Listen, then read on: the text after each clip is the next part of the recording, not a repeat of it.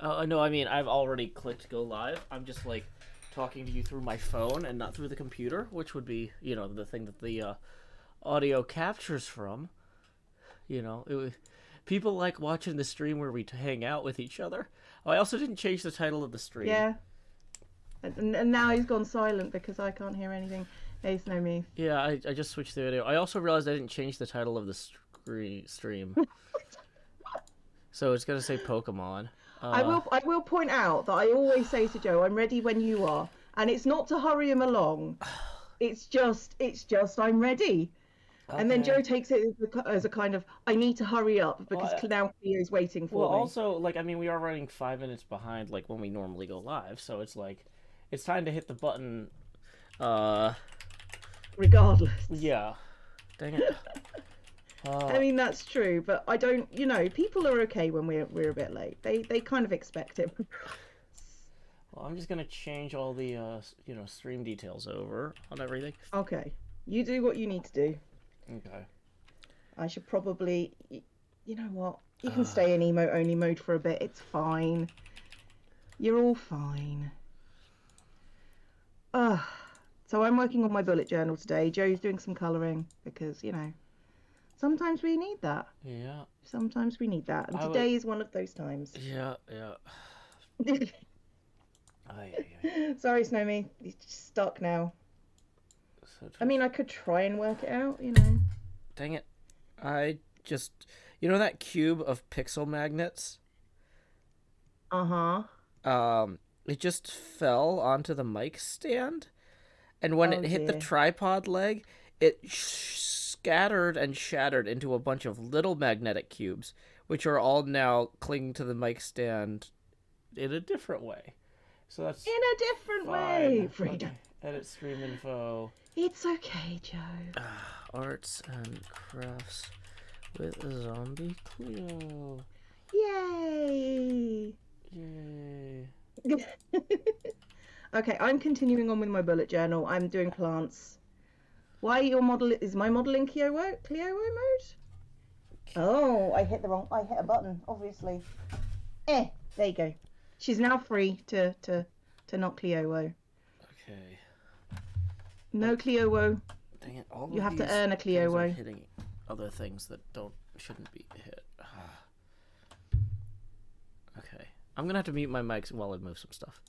You do that, Joe. I'm right here. I'm just chatting with everybody who's just walked in.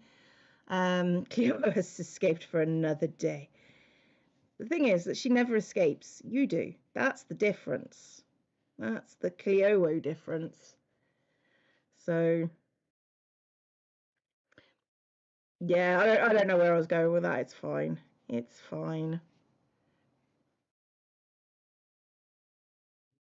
You love the plant theme. Yeah, I do like plants. Plants are cool.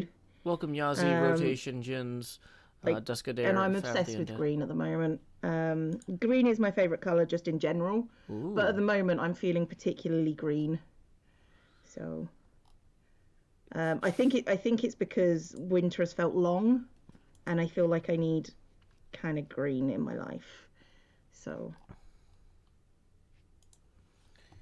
okay, so I need to open a window that shows your stream as well.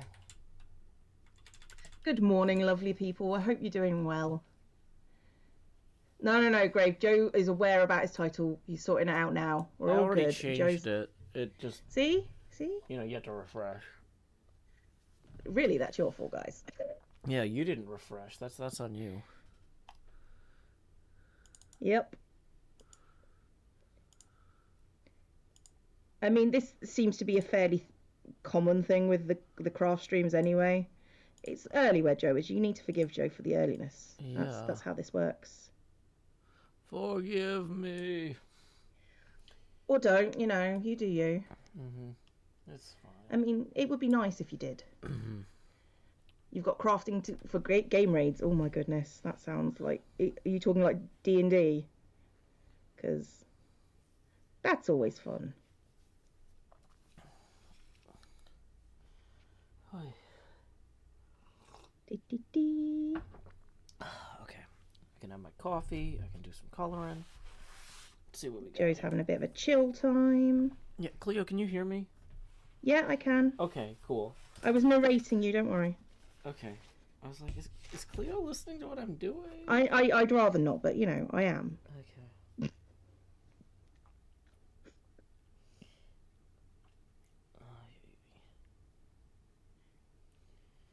We're not early. We are exactly on time. We're in fact, we were late. Yeah, if anything, we're 5 minutes Sorry, late. Grave, you couldn't forgive for earliness, but we're not early. We're arguably, you should be angry because we're late, but, you know, we have a whole 5 minutes late. So, we've got the reflection on Lake Misaka here.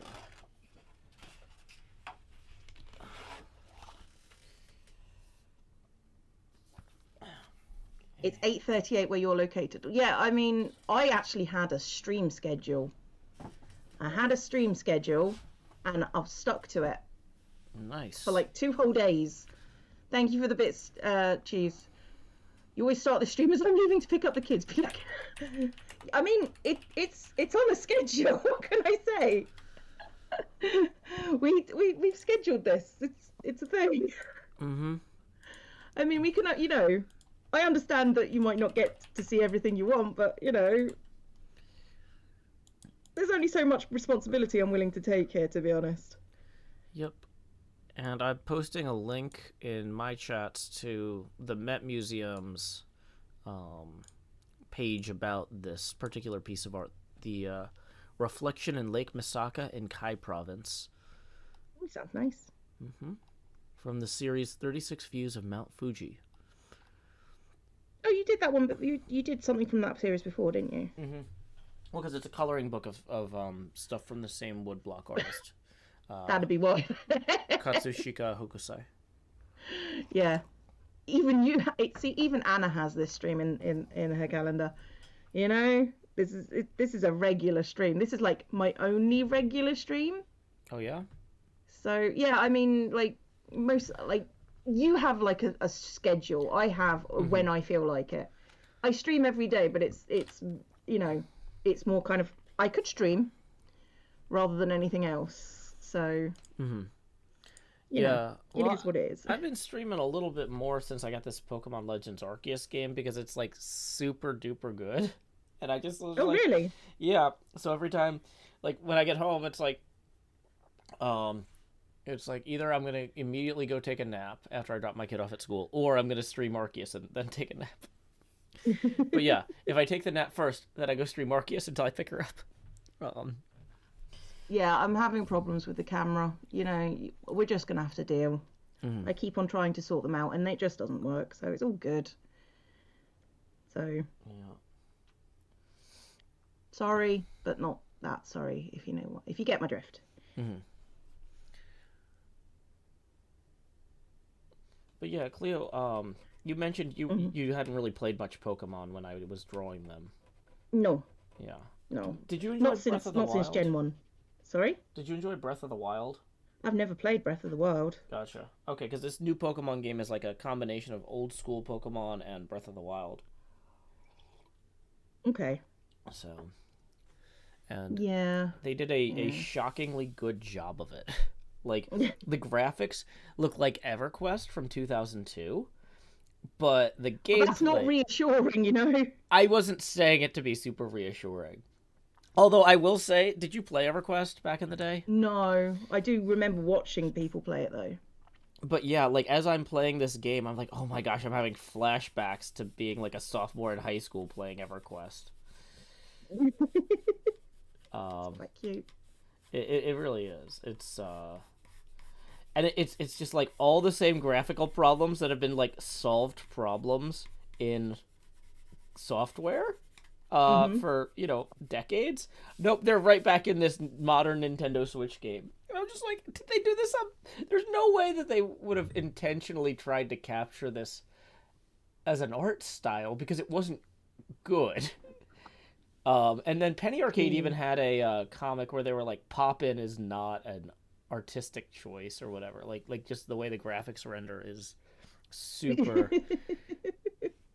Pop-In could be an artistic choice if that's the choice you're making. Oh, but like, so for example, you might see a bird Pokemon in the distance, And it's like, oh, it's really cool that you can see them from so far away, because like in the original games, they were just like random attacks. Like, you know, we just be walking around the map, and it's like suddenly a battle begins.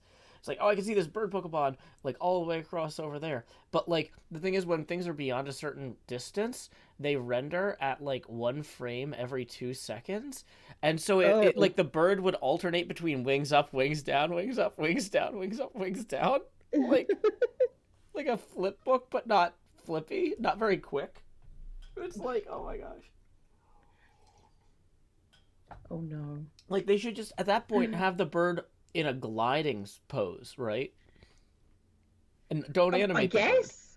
Because if it's a far away bird, you don't need to see its silhouette flapping every other second. You don't need it, but, you know. It's nice to have. It's a nice to have, yeah. Yeah, I guess. Okay.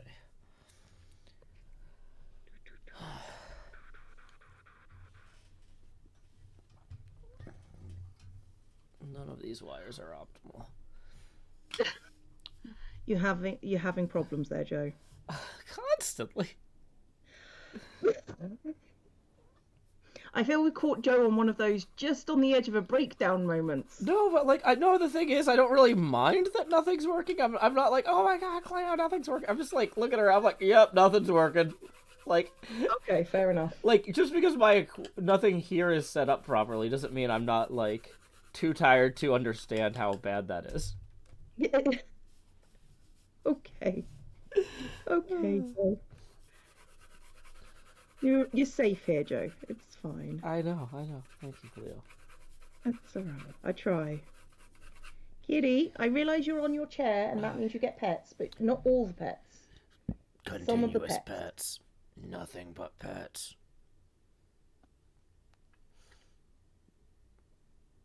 Twitch chat still says. What do you mean, 45?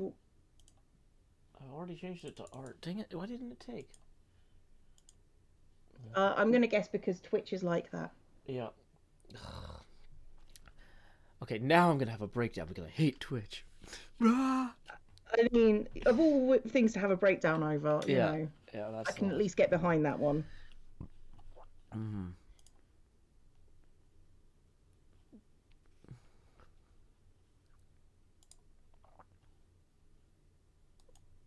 45 subs so far today. Really? Well, I've not known. Oh god, that's people resubbing, isn't it? Oh god. Okay. Yay. Is that gonna cause one of those trains? Do we need the train whistle? Oh no, it's not gonna cause, like, not a hype train, but we added like a cumulative jump scare. Because I've got a really big jump scare. So if I scream, that's what it is. Okay. Yes. But it's at the 100 mark, and it never got played. So we took it down to a cumulative. It still plays at the 100, but we took it down to a cumulative one now. So yeah, if we get like cumulatively 150 subs, it'll play then. But we made it so it tortures the audience as well. So that's the main thing. Well, that's fun. That's the main thing. Hey, Push. How you doing? Yeah. Also, I just posted a link to a close-up of one of the original prints photographed by the Met Museum. Do you mind if I link that in your chat too? No, go for it. Go for it. Okay. So Joe is making pretties. Yep, this is what I'm trying to color in.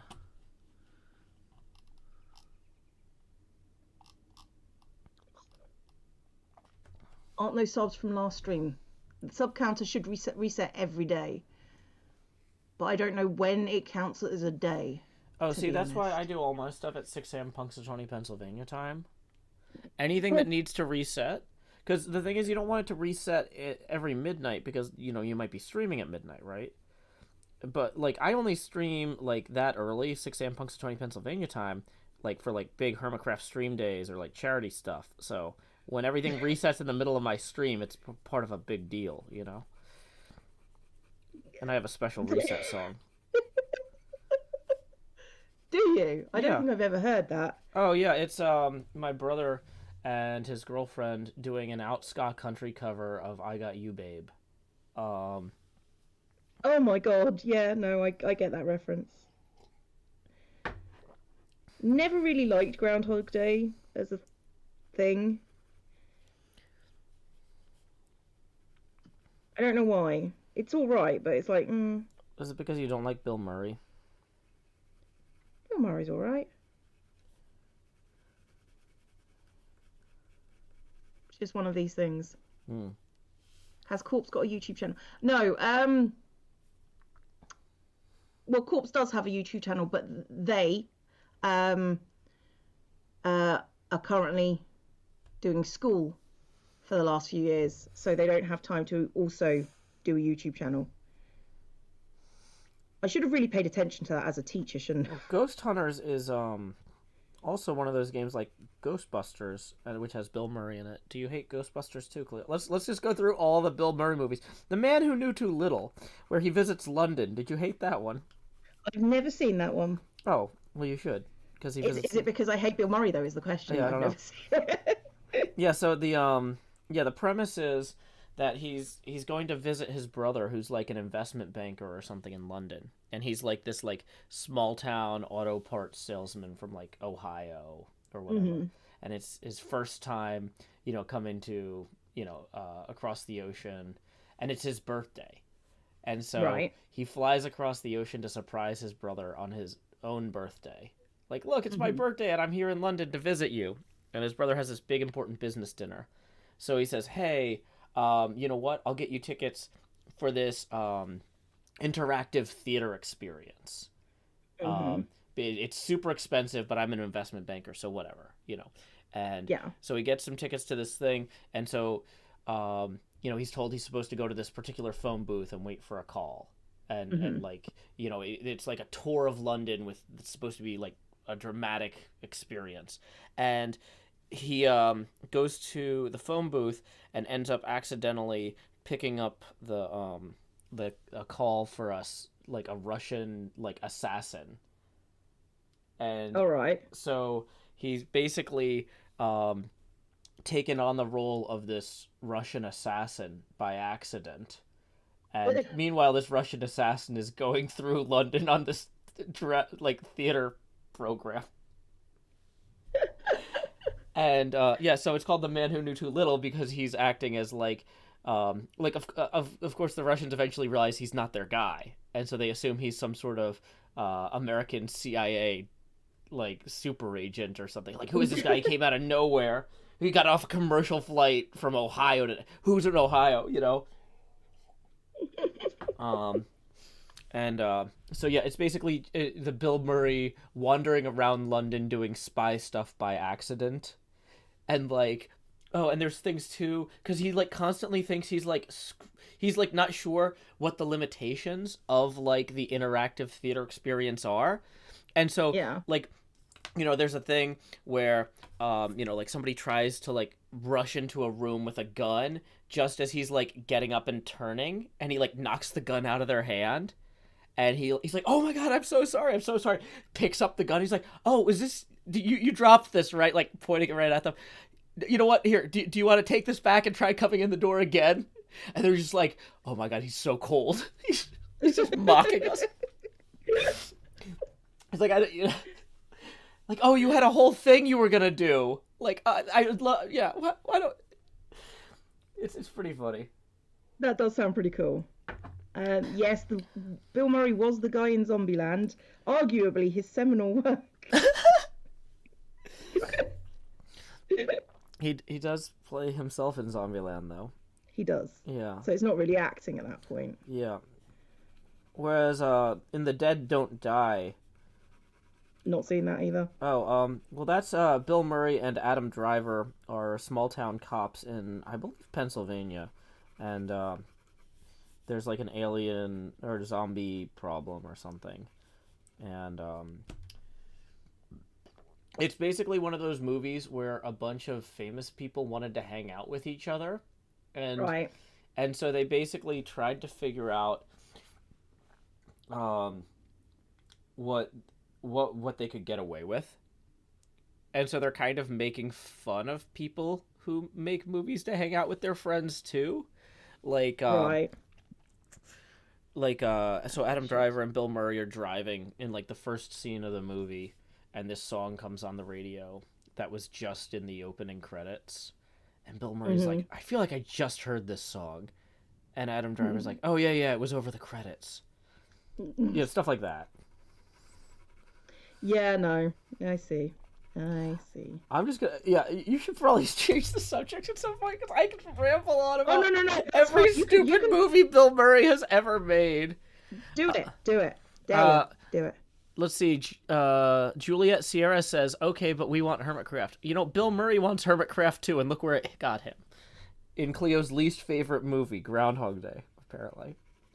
I didn't say it was my least favorite movie. That goes to Dirty Rotten Scoundrels. I don't even know what that is. Yeah, you don't want to. It's awful. Okay. It's a comedy I saw that, like, I remember going to see it with my mum. Because it was just sort of like, it's the only thing that I was able to watch at the cinema at that particular time. And I just had, like, something to do with my teeth, and it was a treat. And then, yeah, no, we both hated that.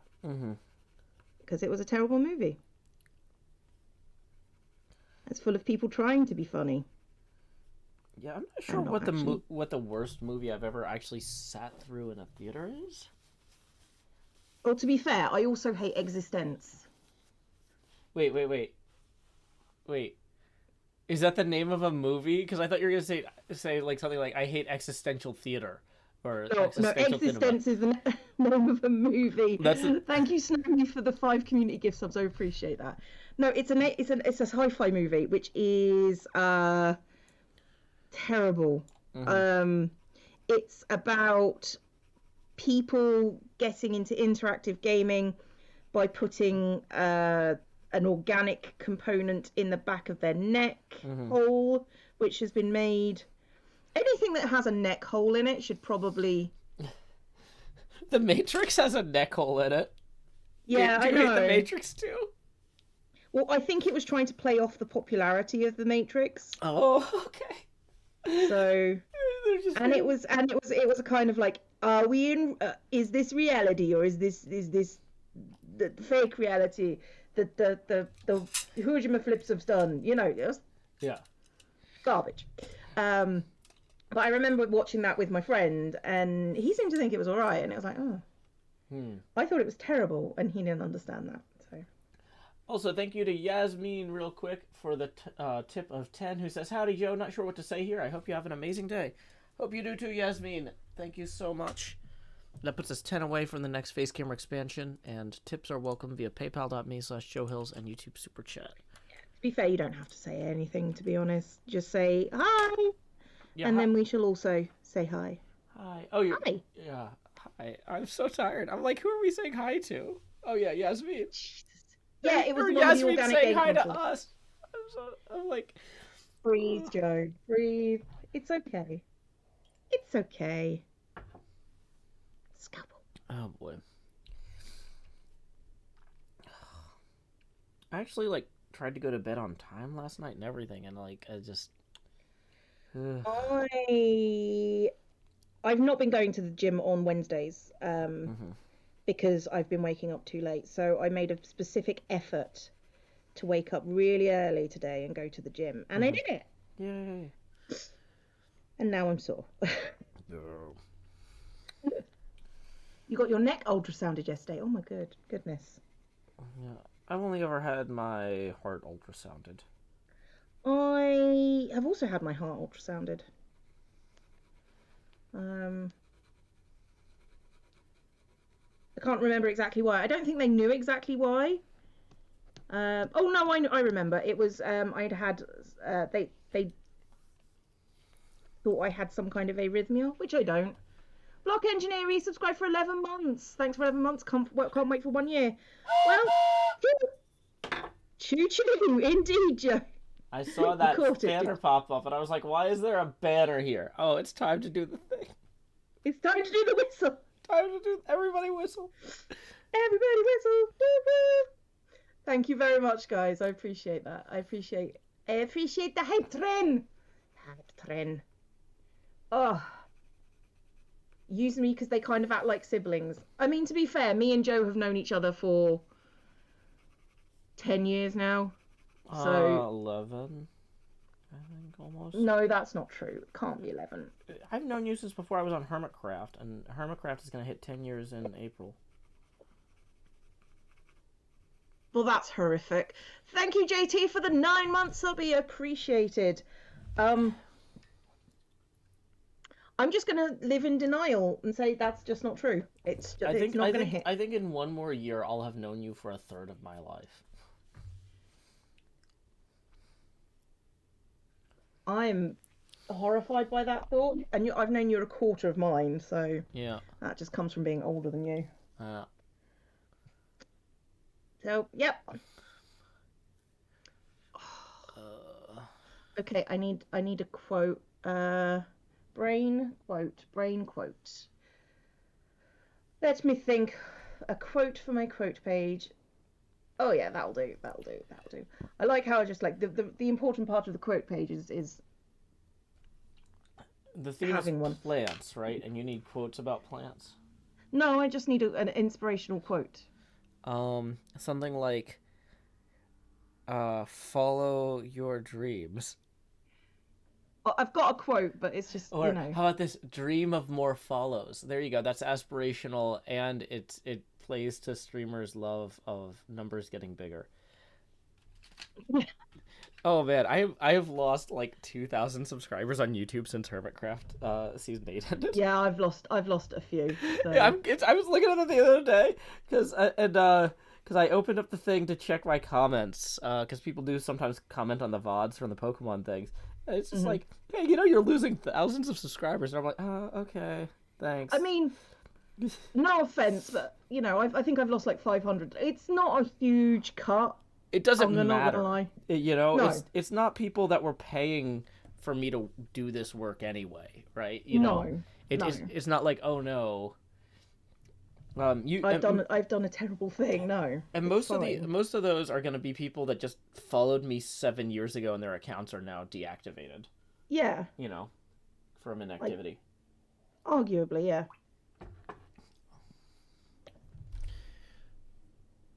It's not a huge deal that people seem to make it out to be. I mean, you're a bigger streamer when, or you've made it when you're just like, I lost a few hundred more viewers or a few hundred more subscribers. It's Hermitcraft. Like when Hermitcraft comes back, we'll gain more. Well, but the thing is though, the reason the numbers are negative, like I was losing those people from inactivity and stuff anyway. Yeah. You just don't see it when you're also adding enough new viewers that it's in the positive. Count it, yeah. You know. Like, so you're losing those viewers no matter what. But yeah, I would just be gaining replacements, which I'm not doing right now. Arguably, yeah. I mean, it's not huge. Cleo went full time. Let's follow to support and probably never watch. Yeah, I mean, that's, I think, a large part of, anything, to be honest. People go, oh, that seems like a good thing to follow. And then no one ever follows through. I don't follow through on everything. Well, also, like, some people, will go through cycles where they're like, oh, I'm going to watch a bunch of YouTube. And then they're like, oh, okay, now I'm going to binge watch this show. Or, like, for me, I'm listening through all of the audiobooks of The Expanse right now. I'm on the 5th one out of 9. And so I just kind of, like, I'm taking a break from my podcasts and YouTube stuff. Because I'm like, oh, I forgot how good these books are. I want to know what happens next, Because normally when I was cooking, I'd put on a podcast or a YouTube show, and now I'm like, let me listen to this book. So. Yeah, that's entirely reasonable, Yeah. But then I'm going to be tired of books on tape for a little while after I complete that, and then I'll go back to watching YouTube. And then, and then Hermitcraft, and it's like Hermitcraft will come up, and then you don't have time to do anything anymore. Well, I mean, the thing is, I still have time to, I have to make time to cook and clean Cleo. So, like, I'm going to listen to, I can't. Yeah, so that was one of the nice things about my old kitchen, was my old kitchen had a place I could put my laptop. So I used to actually be able to review footage. I couldn't do, like, fine detail editing, but I could at least, like, put on, like, an hour-long recording and, like, occasionally press a button to mark, okay, this is a good bit, So, like, I used to do some kind of, like, rough pass of editing or footage review while I was cooking, but now I can't do that because my laptop doesn't fit in there. So, it's like, I'll put a podcast or I can put my phone in one of the cabinets with a YouTube show playing or something. Yeah. that doesn't require a lot of visual attention. We're all good here. We're all good. Some of us are chaotic good. I mean, that's just you. That's definitely not me. ZombieCleo, definitely not chaotic good. We'll put that on your mailbox next season. Chaotic neutral, I think, is the term that I prefer. Yeah. So...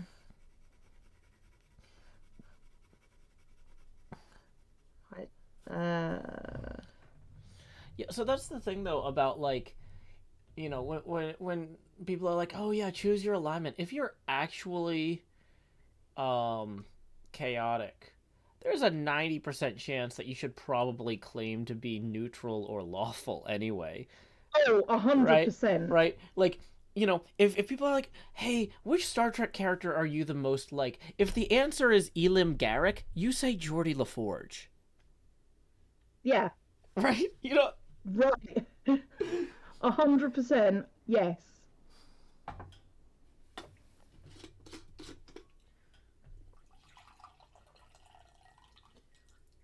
Coffee. I mean, chaos is its own reward. To be honest. You don't need... That wasn't supposed to be the thing that got you. Not gonna lie. But also all the other rewards too. None of them as good. Okay.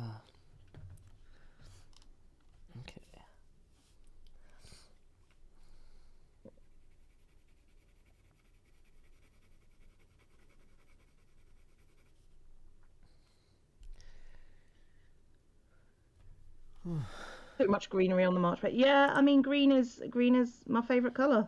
Well, and March is, you know, St. Patrick's Day month, and so, you know, there'd be a lot of green for that. Something I have never ever celebrated.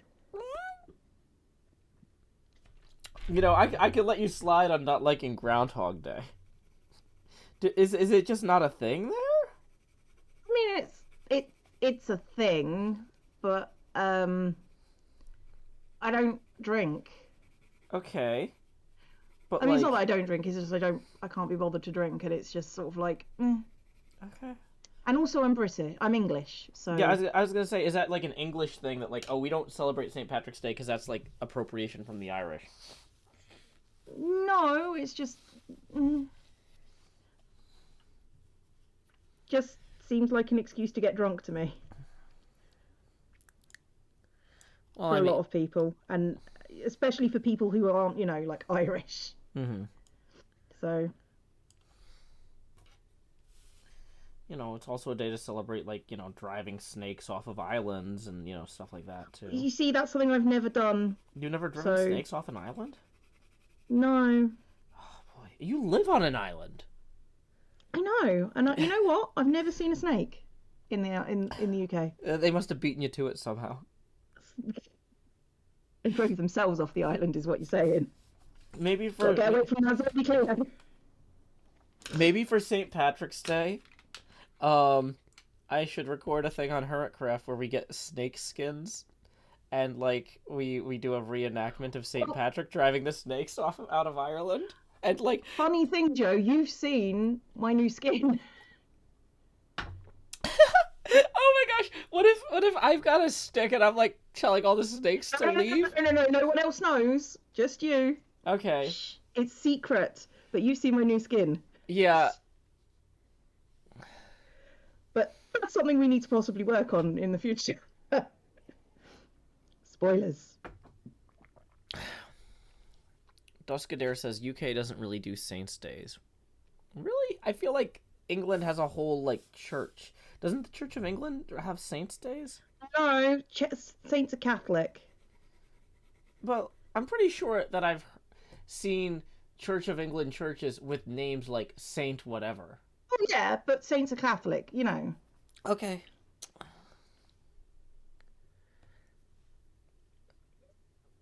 Wish you were talented enough to do a bullet journal. Like, please remember this is my job. I am, you know, working right now. Yeah, hold on. Yeah, like if you can't do something like this, then, you know, bear in mind that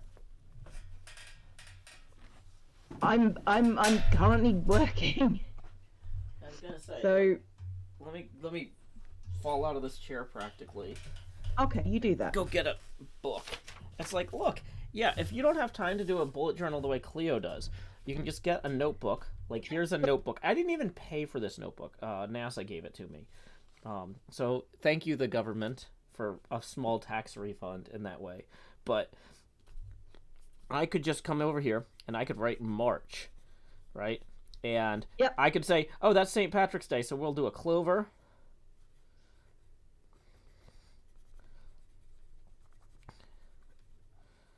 And then I could put on there something. But look, I've already got my page for March. Yeah. It's not as pretty as Cleo's, but I have a page for March. Ta-da. See, that's the thing. If you want to get organized and you want to do it by way of a bullet journal, just like the best way to figure out if you're going to keep at it is to do it for a month or two. Mm-hmm. And obviously I do mine, so I've kept at it, and now I can afford the time to make it pretty. Mm-hmm. Oh, what's the inspirational quote that you've got there? I've got the best way to predict the future is to create it. Oh, that's good. I know. You know, I know. Maybe the best way to rule the world is to create it. You know. I mean, arguably, if I was creating the world, I would hope to rule it. You know, if I'm putting all that effort. This is the metaverse plan. Can somebody please explain clover versus shamrock to Joe? A clover is 3 leaves, of shamrock is 4, I guess. Well, here in America, we call a shamrock a 4-leaf clover, and we call a fake rock show or a Christian rock show a shamrock.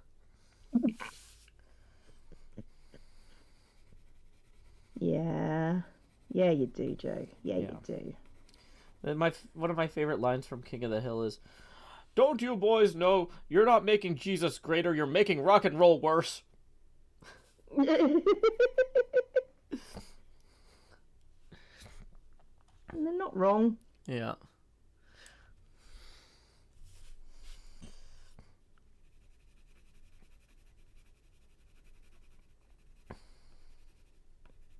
Doing what you love for a job really is the dream. I mean,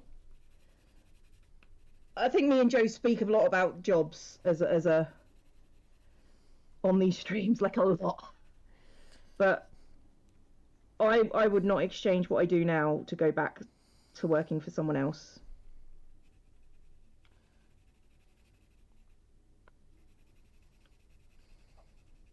Mini cheese mouse biddies, you're back indeed.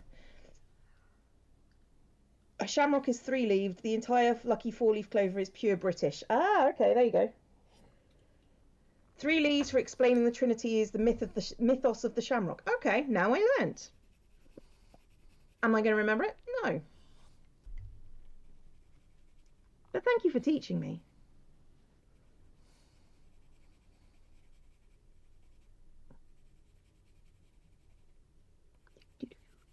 So the shamrock is the lady in the Matrix. I was trying to figure out where you were going to go with that one.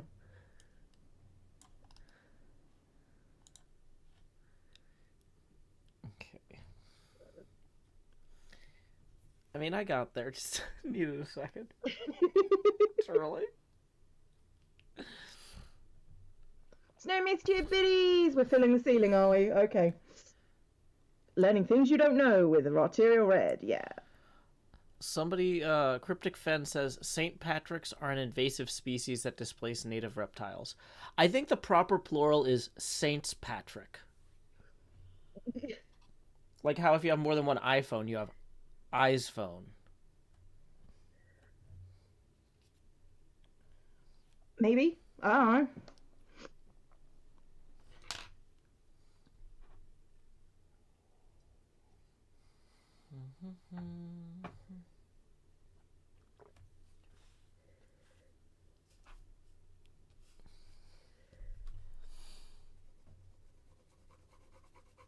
Thank you for the biddies, Snow Meath again. You know, I think my brain is spinning with non-native English. Oh. Yeah, that happens sometimes here. What are you going to say, Joe? Oh, I was gonna say, it feels like a lot of times because we only talk once a week, and I watch a lot of like TV and movies and stuff like while I'm cleaning or in the background. Hmm. I actually sat down and watched a film with my daughter though, recently. Like we talk about this stuff a lot though on these streams because I also we have Hmm. 4 hours to kill. But have you Yeah. seen Encanto yet? No, it's on the list. Yeah, it's pretty good. I watched it recently. Well, for one thing, my daughter saw it multiple times in French class, and Why uh, in French class? well, so apparently, also the Thanks for the French bits, teacher Miss has been Leslie. fired for only showing movies and never teaching French. Um, Oh, but wow. but yeah, no, I had that same question, and well, she's like, it doesn't matter because I had to go to gym class again this week instead of French. And I was like, why? It's like, well, because a bunch of the kindergartners were talking in the hallway about how they were excited about movie day. And the principal asked them what movie day was. And they said, oh, that's what we call French day because we only watch movies. And then the principal What? stormed over to the French room and she was just sitting there showing the kids Encanto again. And was immediately fired on the spot. Yeah, no, absolutely you're fired on the spot. What the hell? Yeah. But it's like it's not like my kid needs to know French anyway. She's not gonna be a diplomat. I don't know, your kid might be. No, she her current thing is she's been learning about jobs working with the space program, and so she's excited to do something with data science or something with that. So that's good because you know I need to find some sort of incentive to keep her in school. Like, uh, Yeah, that's the hard part, keeping her in school. I mean, my parents barely kept me in school. Like, I didn't want to be there. I was done. And like, and part of it too, though, was that like any job that I thought was cool that I actually Hmm. wanted to do that required a college degree, everybody kept talking me out of. I was like, because like, That seems counterintuitive. well, yeah, like, cause it's like, okay, well, like, I thought it would be cool to do something in like engineering, but everybody who, because I grew up in like a town. Have you seen like the show on Sci-Fi Channel Eureka? Oh gosh, I think so, yeah. Yeah, yeah, yeah. So I grew up in a town like that, and so every engineer there worked for the government on classified projects, and so none of them could talk about what they did ever.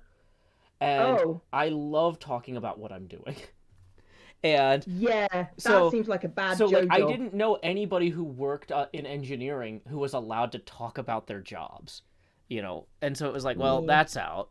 Um and then it was like other stuff where I was like, oh well, it'd be interesting to do this in like people are like, oh no, no, no, that's only a job for like people who are like have from well connected families. Like, even though you're smart and talented and hardworking, you're not gonna get you don't have the in that industry, or you're not gonna be able to. And then so like eventually I'm just like, okay, fine, I'm just gonna join the military because like apparently there's nothing for me to do. Like, Yep.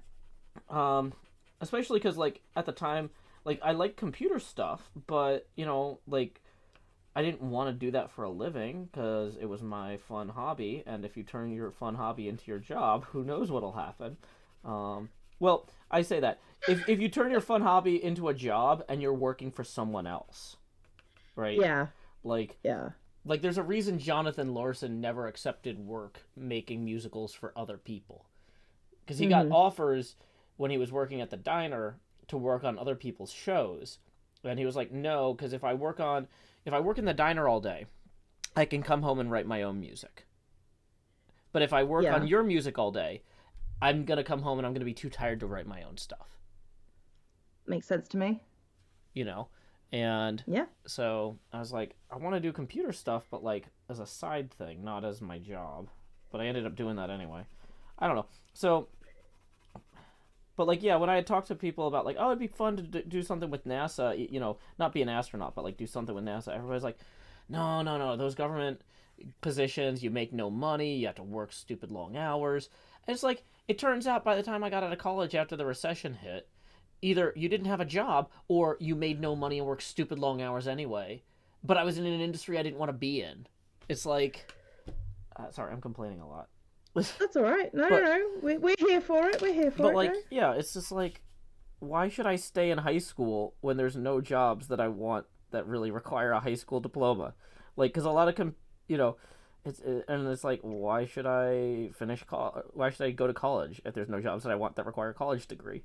Like, I was just kind of like, look, I mean, I could just basically do what my dad did.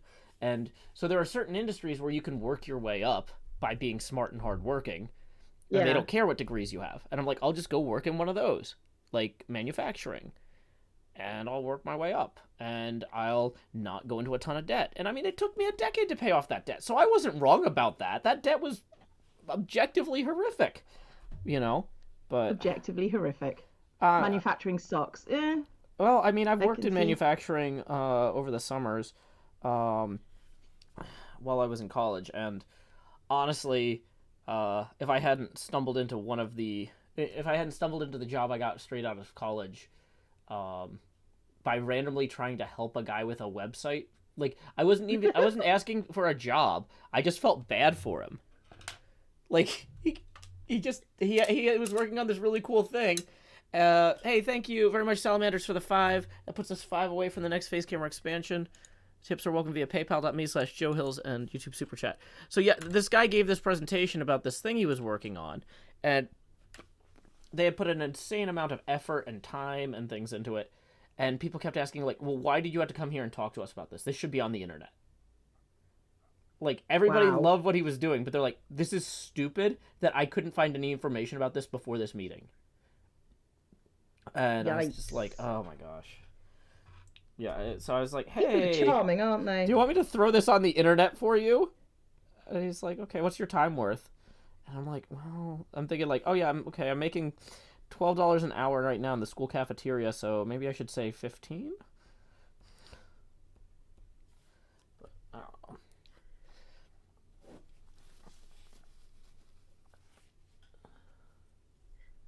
But yeah, I mean, and when I worked in manufacturing, like, I was running a third of the night shift at a styrofoam factory, and I had already signed on to do ROTC, and so when they offered to let me stay on and run the entire night shift that fall, I was like, I've got this government commitment, I gotta go back, sorry. But like, it would have been better probably for my whole life if I just maybe worked at the styrofoam plant. I don't know. I don't know either, but I'm glad you didn't. Purely selfishly. I mean, I think I still would have been doing this creative stuff on the side like this. But like, yeah, because I was already like writing things and putting things out on the internet and stuff, and like, yeah. Fair enough. I just wouldn't have had quite as much crippling debt. It's funny how that goes. Yeah. Organic chemistry is the chemistry that weeds out pre-meds in college. Yep. So anyway, I'm just glad that my daughter has found a reason to stay in school, and I'm trying to be supportive of that and encourage her to learn more about research opportunities with data that comes back from space. That was my point of this whole thing, was like, I want to be supportive of her in ways that people couldn't find to be supportive of me. And part of that too is like the argument of, well, there is still always some like, well, it helps if you know the right people. But like, I know people now who are NASA researchers, right? Like, I have connections my parents didn't, you know? And so it's like, okay, I could say, hey, we're gonna go to this conference and we're gonna go see this person give a talk, and like, she can see that, like, oh, okay, this is a real thing that people can do. I don't know. It works if it works. Mm-hmm.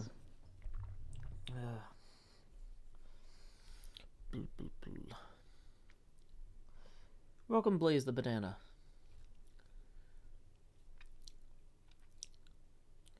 People are pointing out that Encanto is not even French. You could get away with it in Spanish class, maybe. Yeah, but it is not anywhere close to French. It's not. Mm-mm. However, I admire the audacity. Yeah. As a teacher, Yeah. sometimes there is somebody who just has given up. Yeah, well, and that's the thing, though, is, well, the French teacher was a recent hire, too, so I don't think that they gave up. I think they didn't know how to speak French from the beginning, and we just wanted to see how long they could draw a check before anyone noticed. That's a statement I didn't expect to hear, but... What? Just trying to draw a check, just being hired and not being able to speak French. Yeah, because, like, here's the thing, though, is... Let's say that, let's say that I don't even know what this person's, like, qualifications were. Like, they probably at least had a teaching degree, but maybe not. I would assume they had a teaching. Terrifying. Thank you, RTC, for the biddies. But, like, because there are certain programs where it's like, if you are working toward a teaching degree, so, like, which technically means if you were enrolled in some after-hours courses toward a teaching degree. But they could have enrolled in those courses but not actually be doing them, too, right? I guess. Jesus, that's terrifying. As a teacher... Mm-hmm. Having somebody who's not qualified teaching is a whole mess of liability waiting to happen. Mm-hmm.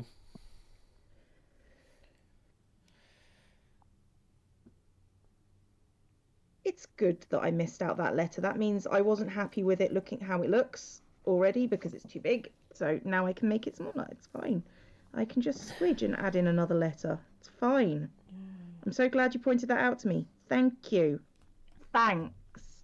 No, I would prefer you point it out to me than I start knackering it up.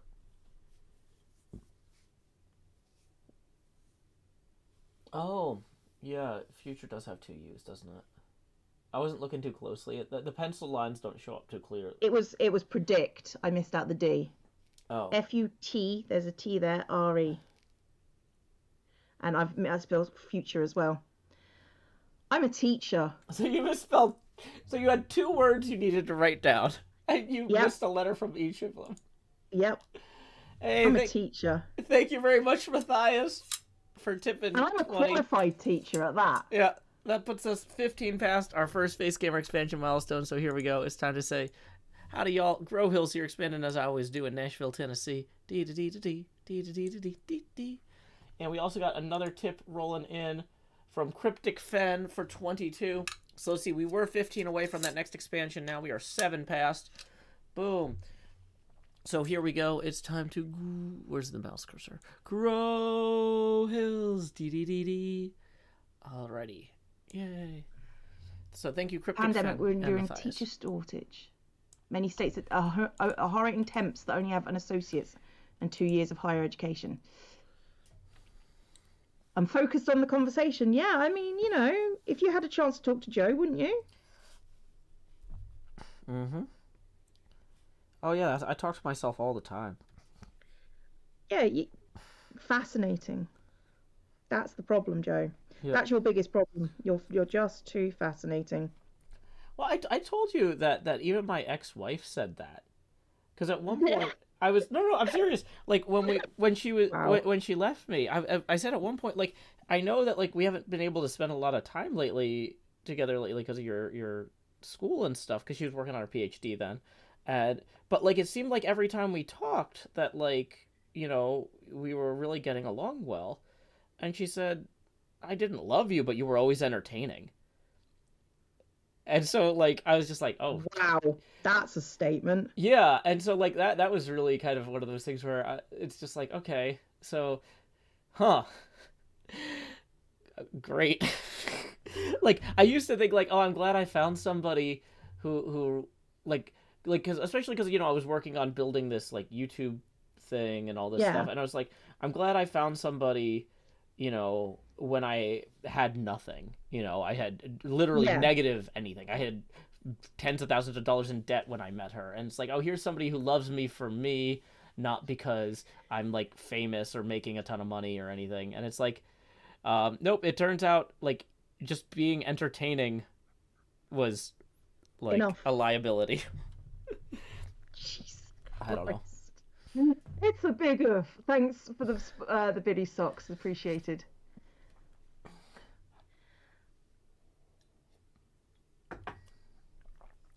I just I don't really have words for that. Yeah, so it's like I'm so entertaining it's a liability is what I'm learning. Dear God, that's a line to get into, isn't it? Yeah. Jesus.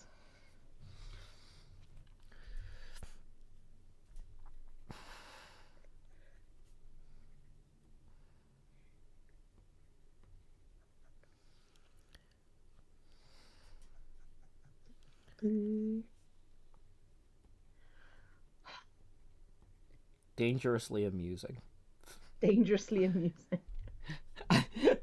my amusement is a danger to myself and others. Yeah, no, I can see that being a thing. Yeah. Well. Sorry, Joe. Yeah. Okay. That's not at all bunched up, but I have decided not to care. It's fine.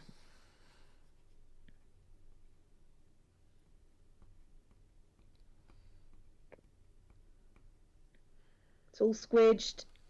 Nothing is okay, but it's fine. Mm-hmm. Not caring is a way of life sometimes. Sometimes it's the only way to go through and to get out the other side. You know.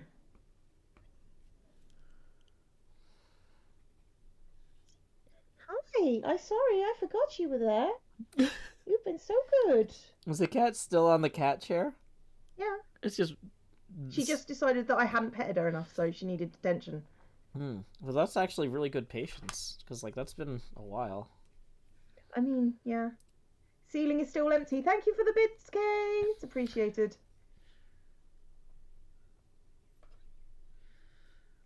Okay, Mono Mallow, that's a statement. Maybe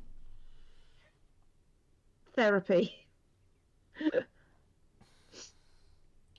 I get you, but maybe not here. K Mingo, thank you for the 20. Who says you're a bit small this morning? That puts us $7 past our. Wait, no, that puts us $13 past our next face. Wait, 7.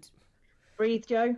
Math. Think about okay, it. Math. I'm looking at Math. the abacus. Okay, that puts us 17 past our next face camera expansion milestone. So here we go. Expand. Thank you, Push, for the biddies. I think I misread it last time. So yeah, we are 3 away now from the next face camera expansion.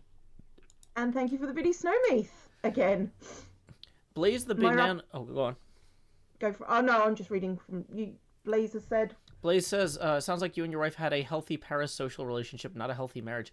Well, it wasn't a parasocial relationship because she didn't, like, watch any of my shows, and they didn't exist really when we first met. Like, I was making comics back then, but, like, she hadn't read my comics before meeting me. We met through our siblings.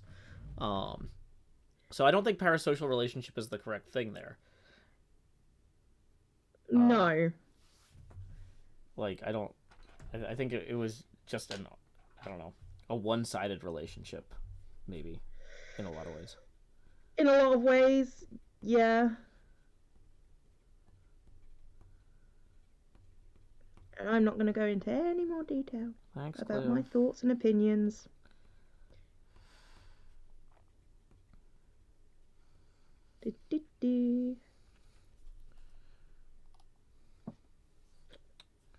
Oh, scatter the bits.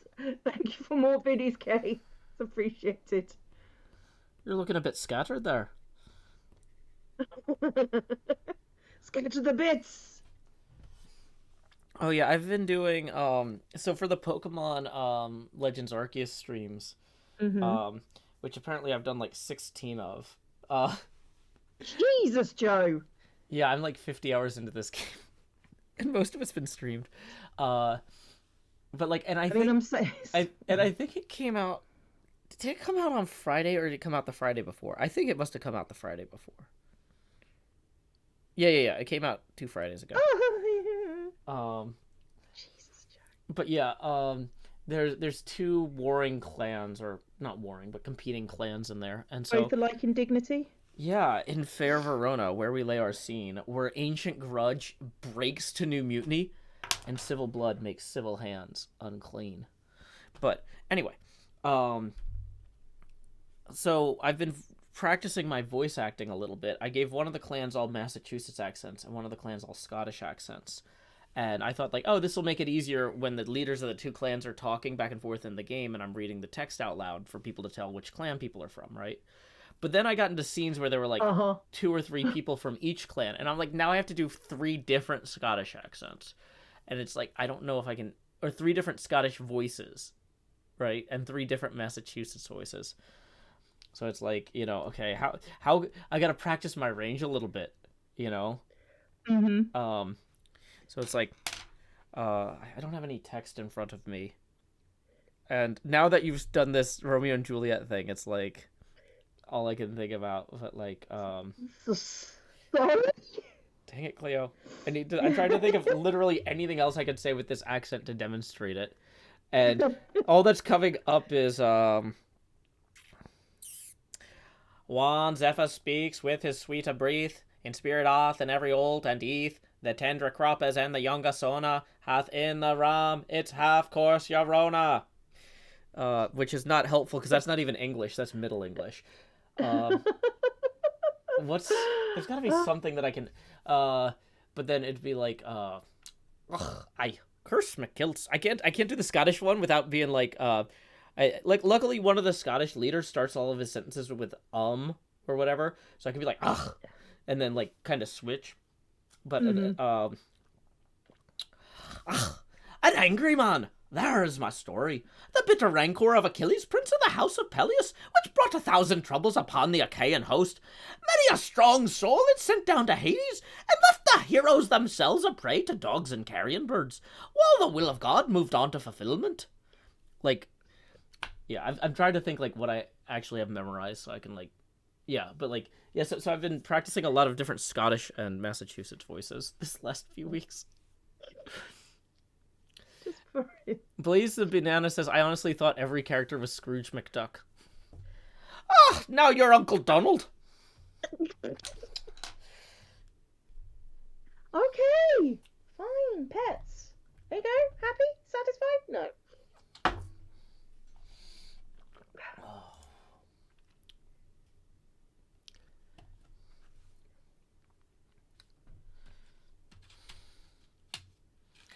Adorable Muskrat says, ooh, I love this drawing. Thank you. I didn't draw it. I'm actually coloring it.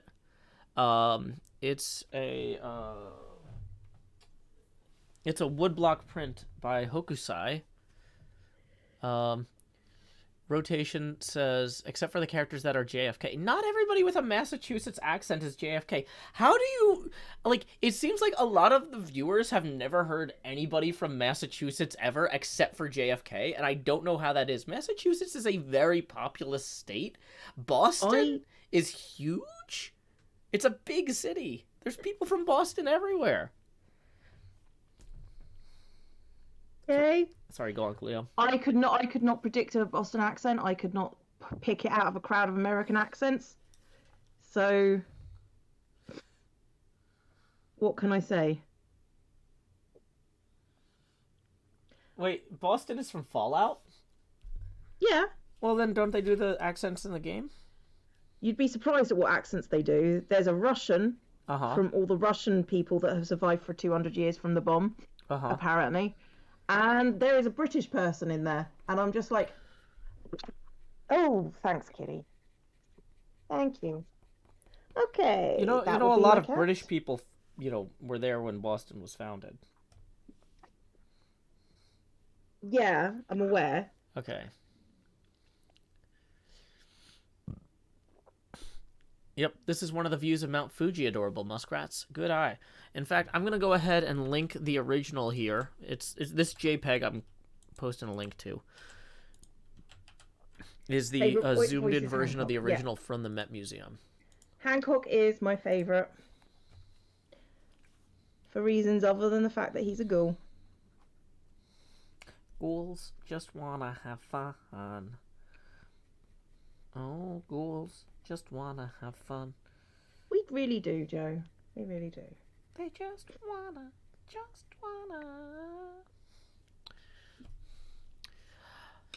Mouse Mac Tips 5, who says, ah, yes, Scottish accent. I'm hoping mine hasn't wandered off by the time I hopefully meet you in person. I'm an accent chameleon. So thank you very much. That puts us $2 past our next Face Camera expansion milestone. So here we go. It's time to grow. Where's the thing? Grow hills. Dee. And we are now, let's see, 18 away from the next Face Camera expansion. Tips are welcome via paypal.me/Joe Hills and YouTube Super Chat. Yay.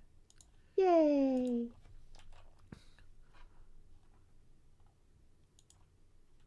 Okay, my keyboard is broken or something. That's bad.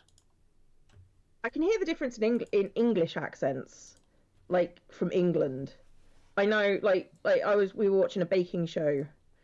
We were actually watching the Great British Baking Show last night, and they were talking about the Scouse accent, and it's just sort of like trying to explain what the Scouse accent, when they said, it's proper Scouse, and it's like trying to explain what that actually means to somebody and have it make sense is just, it was tricky. McLesley cheered biddies, thank you very much. I think my favorite show for British accents is The Misfits.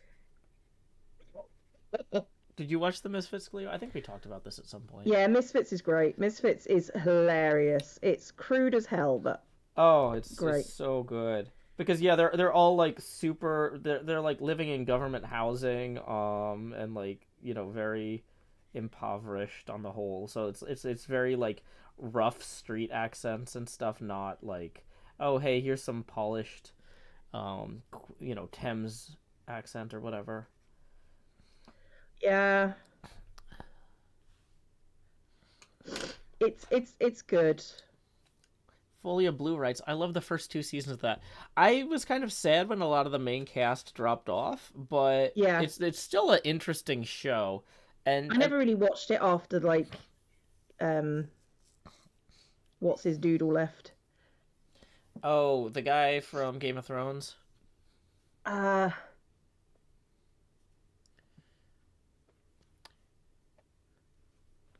don't know. I was kind of dubious when they had the big cast shakeup, but they actually followed through pretty well on the whole. The guy that played Klaus in Umbrella Academy. I've only seen like 1 episode of Umbrella Academy. I love Umbrella Academy. Yeah, I was visiting my mom and sister, and they were like, "Oh my gosh, we love this show, and the finale's out, so we got to watch the finale." And I'm like, I have no idea what is going on. But you should. I feel like it's one of those shows that you should definitely watch. Yeah, I don't know what service it's on here in the States. I'll probably check it out at some point. But yeah, Misfits is great, and mostly because his character was great. He was the glue that held everything together, and I think when he left, I think he took a lot of the charm of the show with him. Yeah, it was a fun execution of a premise that we've seen before, which is like the basic X-Men. Like, what if people started being born with superpowers, or what if people had started having superpowers? Yeah. My favorite running gag, if you could call it that, is the fact that they keep on having to bury their probation officers. Oh, yeah, well, and not just the probation officers, too. It's like everybody that they kill, there's like one underpass that they always, at the end of every episode, almost, is them at the underpass digging another grave for whoever they killed that episode, which is frequently their probation officers. But, like, Yeah, so they're constantly covering up all the bodies. Like, Yeah, but yeah, like, it's the best moment. It's just like, but yeah, it's one of those things. Like, I mean, why get creative with it? Like, if you found a good place to put one body, by the time you're 20 bodies in, you don't need 20 different places. You just need to use the same one. exactly. And at that point, if you get caught, you're gonna go in, you're going down forever anyway. Yeah, So like, you might as well. yeah. That's Cam. That's one of the shows that I want to watch with you because I think you'd enjoy at least the first two series of it. Mm-hmm. So, because it's just perfect. Do I miss being a teacher? No, There are some there no. are some really good moments in the later series. So like if you can kind of come at it and look at it more as like a sequel or a follow up series, it's definitely Hmm. not the same without the original cast. But like No. it's there's a few really interesting things they kind of do with some of the concepts of the powers and stuff Hmm. in the later series. Where I'm like, okay, this is it's not the same, but it's good. Fair enough. I might give it a second go. Yeah. I feel like you've had some time to, your disappointment has been tamped down a bit by now. Like this show came out before my kid was born. That's kind of how I know, like, you know, how I figure out like if I should be over something by now. So therefore, I'm going to apply that same rubric to you in a completely fair manner. I don't know if that's how that works, but sure, Yeah. sure, Joe. Sure, sure, sure. I still have to. Well, one show that I'd recommend watching too, if you're looking for something American, you know, um, like Hmm. if you need a break from all that British television after watching The Misfits, is have you ever watched Cougar Town? No. It is the stupidest show that has ever been made, but like intentionally stupid. Um, so it's made by the guy who made Scrubs. Um, Yeah. and it's I don't even know how to describe it. It's basically people goofing around who all live in like the same cul-de-sac. Uh-huh. It's like, what if you lived really close to all your friends and you had a lot of free time and like also just a lot of wine, and it's basically just them just goofing around and doing stupid stuff for like 4 seasons, and but like they're constantly making up games and competitions and stuff, like like uh but one of the things that I enjoyed in particular was that one of them at one point gets a green screen, and so they're constantly doing stupid stuff in front of the green screen in their living room, and like I don't know. Okay. I'm not gonna say it was a major influence on me because I was already like doing dumb stuff with a green screen, but yeah, it's there. There's a lot of like how can people keep each other entertained? It's a show about people trying to keep other people who live in the same block entertained. Because in real life, everybody just goes home to their apartments and watches TV quietly. But like for some Yeah. reason in this setting, that is not a thing that they do. Fair enough. Okay. It's a bit weird, but sure. Yeah, You're describing Ed, Ed, and Ed. it's just Ed, Ed, and Eddie with alcohol. Yeah, and that's the thing is like they realized later that the name of the show really hurt them, because like um because Cougar Town, they're like, oh, okay, well, so we got the lady from Friends, the actress from Friends was the lead, and they're like, oh, she's old now, but she's still like active, and so they're like, oh, let's call it Cougar Town, and it's like, by like the third season, like the title card of the show was, when they do the opening credits, would say Cougar Town. We tried to change the name, but the network won't let us. Really? Yeah. Because apparently it's a big thing. You can't change the name of a show that's on the air already, like easily. Jesus. Yeah. But yeah, if you just want to watch a show about a bunch of dumb Americans with too well, they're not all dumb. They're not all necessarily stupid though. But like a bunch of Americans with too much free time just goofing off. Yeah. It's I was gonna say in some ways the reason that it came to mind is it's like the scenarios are just as stupid as the ones that come up in the Misfits, but without powers or like the body count. Right, I'll put it on my list.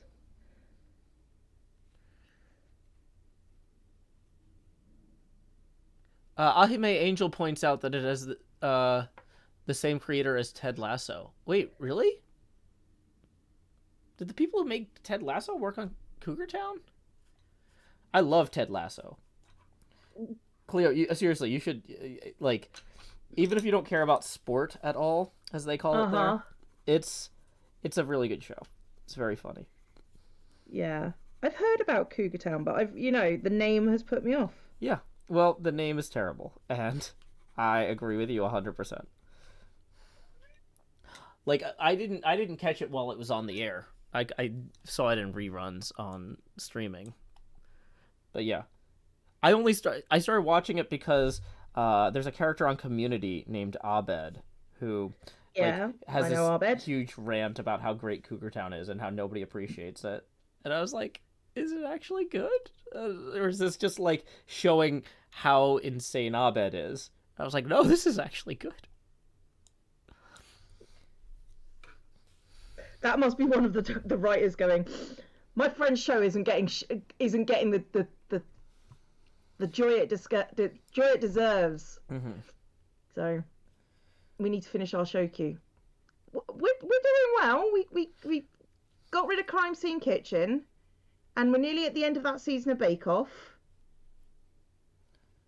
We watch a lot of cooking shows, and the one with the children crying, that's gonna go away soon.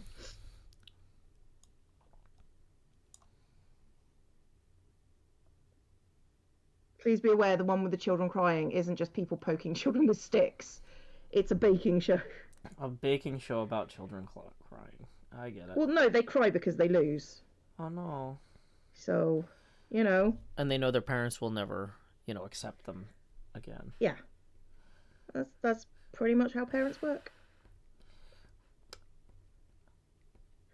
First place is first place is a scholarship for chef school. Second place is a set of kitchen knives. Third place, you're an orphan. Your parents will never love you.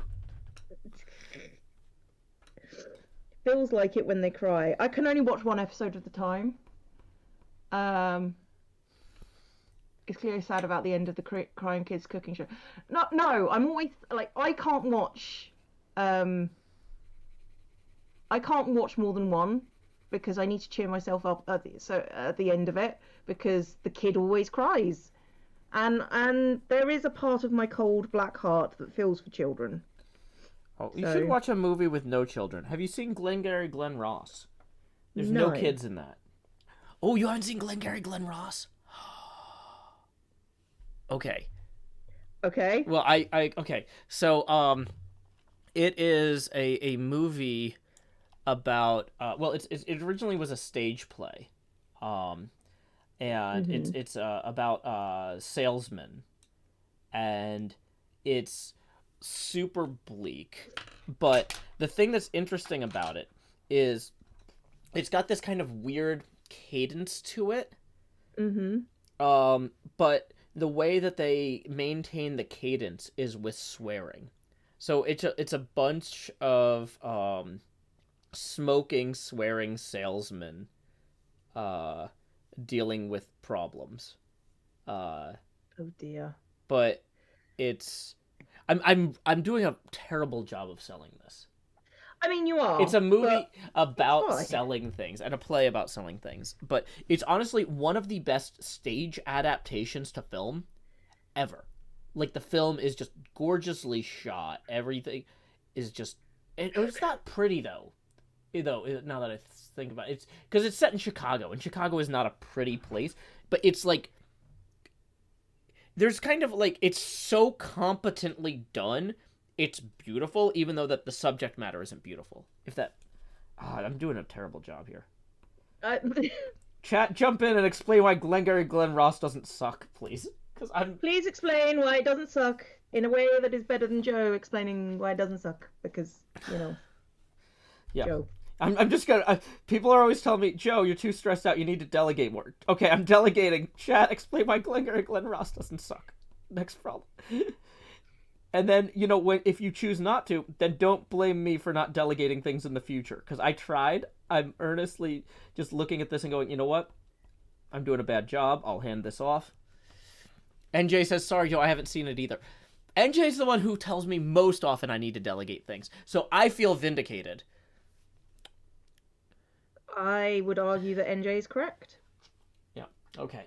Well, I feel like I'm correct because there are clearly some things where if I don't do them, no one will. Delegating to an entire chat seems reckless. Oh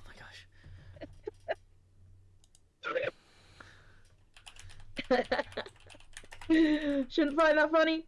Absolutely do. Oh.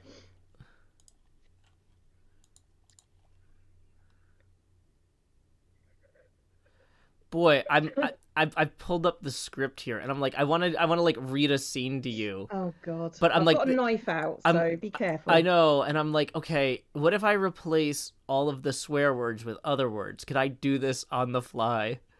And oh boy, I don't know. I don't think I could read this. I don't know if I can maintain the cadence replacing the swear words on the fly in this. This would be very difficult.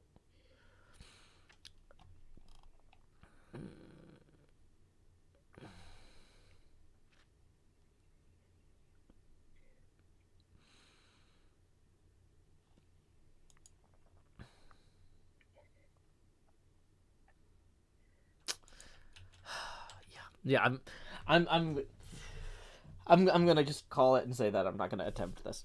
Cleo, go watch Glengarry Glen Ross, and you'll enjoy it more through the lens of watching each scene and going, could Joe have read this during the stream successfully? No, he couldn't. He would have been mad to try. Okay, I will probably not do it, but I'll try. Okay. That's all I can give you at this point, Joe. I mean, in life. So.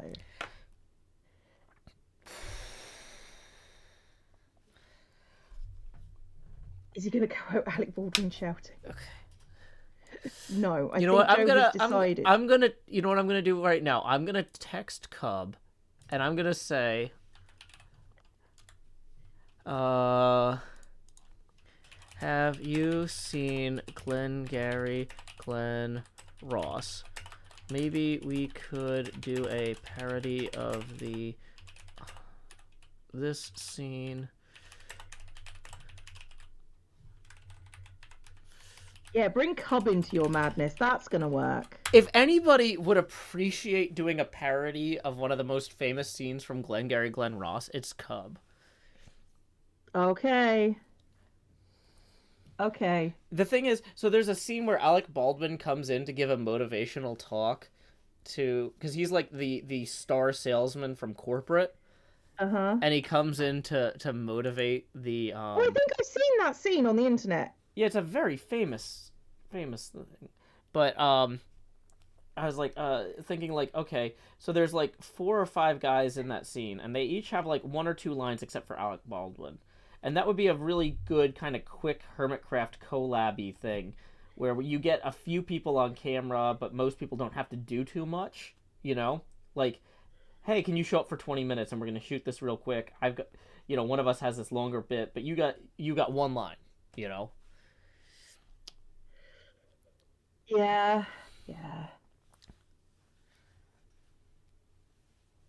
Could work.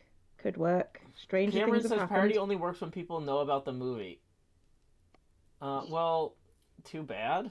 It doesn't need to work. It just needs to exist. You don't understand what I do at all, Cam. What do you think I do that works? Yes, we're arguing the things that Joe does that work. Yes, okay. Point taken.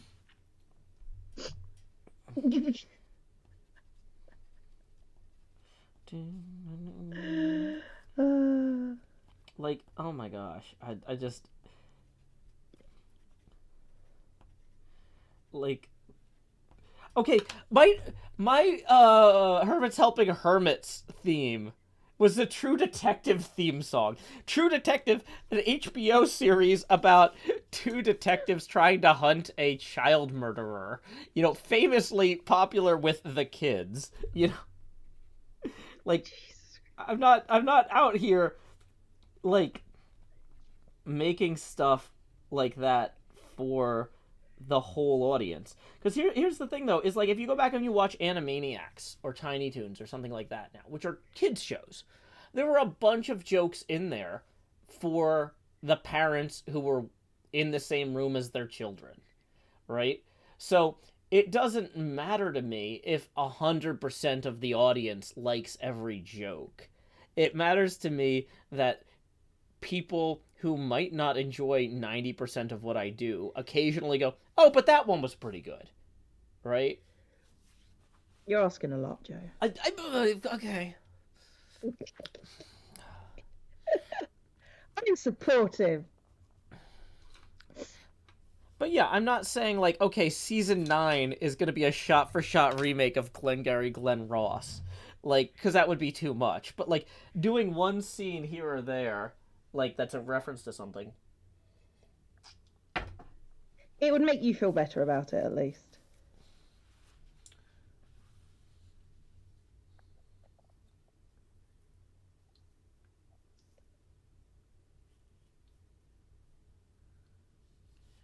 Okay.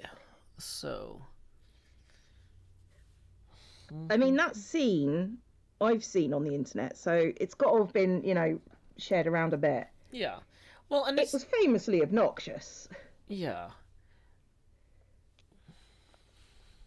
And if I'm gonna put extra work into something, I'm gonna put extra work into something that I care about, right? You know, like I shared on my YouTube community page. You know how B Dubs and is always talking about like, oh, you should post things with posts or whatever. Like I actually put in a post. Really, Joe? You should post things post. Yeah, because there's a feature called posts. Oh, I'm aware. And yeah, so I put up a post the other day linking one of my or I didn't work with him directly. I worked with his wife, but like so he's technically not a former coworker, but this guy I know, his kid did a shot for shot remake of one of the songs from Encanto.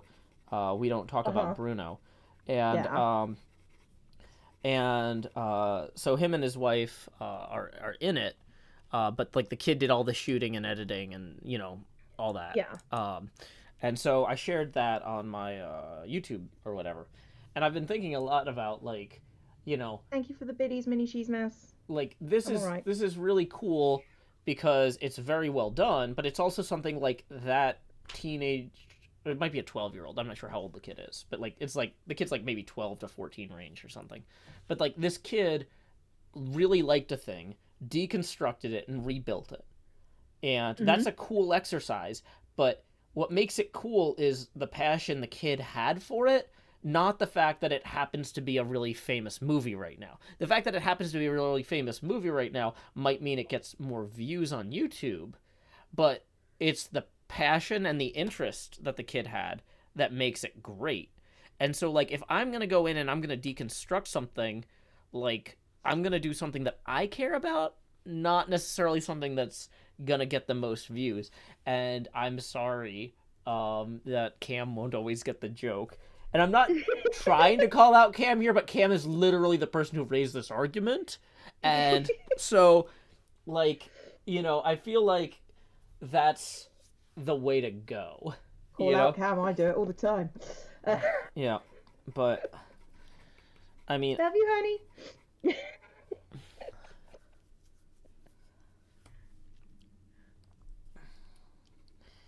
Yeah, yeah, I so can see that. Yeah, so like there's a reason that maybe okay, so maybe Glengarry Glen Ross isn't the most famous thing now, but it's considered one of the best. It's considered a very well made thing.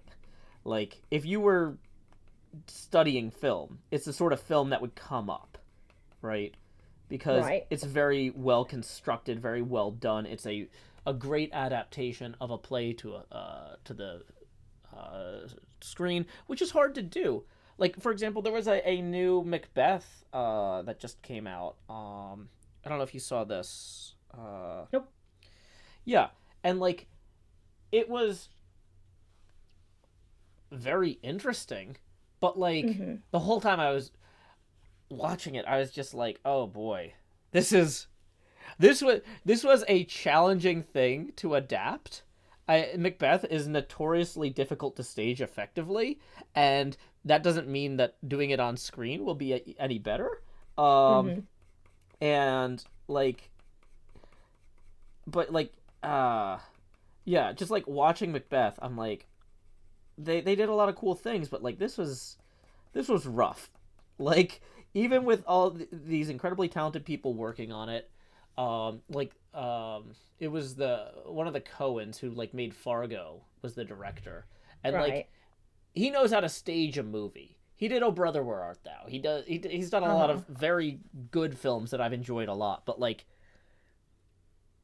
it's it's a it's rough. It's I'm not going to say it's hard to watch in like a like oh boy this is terrible way. It's like it's a very challenging piece of media that requires rapt attention and Mm-hmm. like focus. It takes effort to watch that movie. Okay. Um and so like whereas like Glengarry Glen Ross is a lot like it, it's just natural. It's a natural adaptation of something that's Mm-hmm. easily adaptable. I don't know, or more easily adaptable, perhaps. These are not well formed thoughts. I'm saying this Oh as a no, no, no. sorry. I understand that. Yeah, this is not a blog post that I sat here and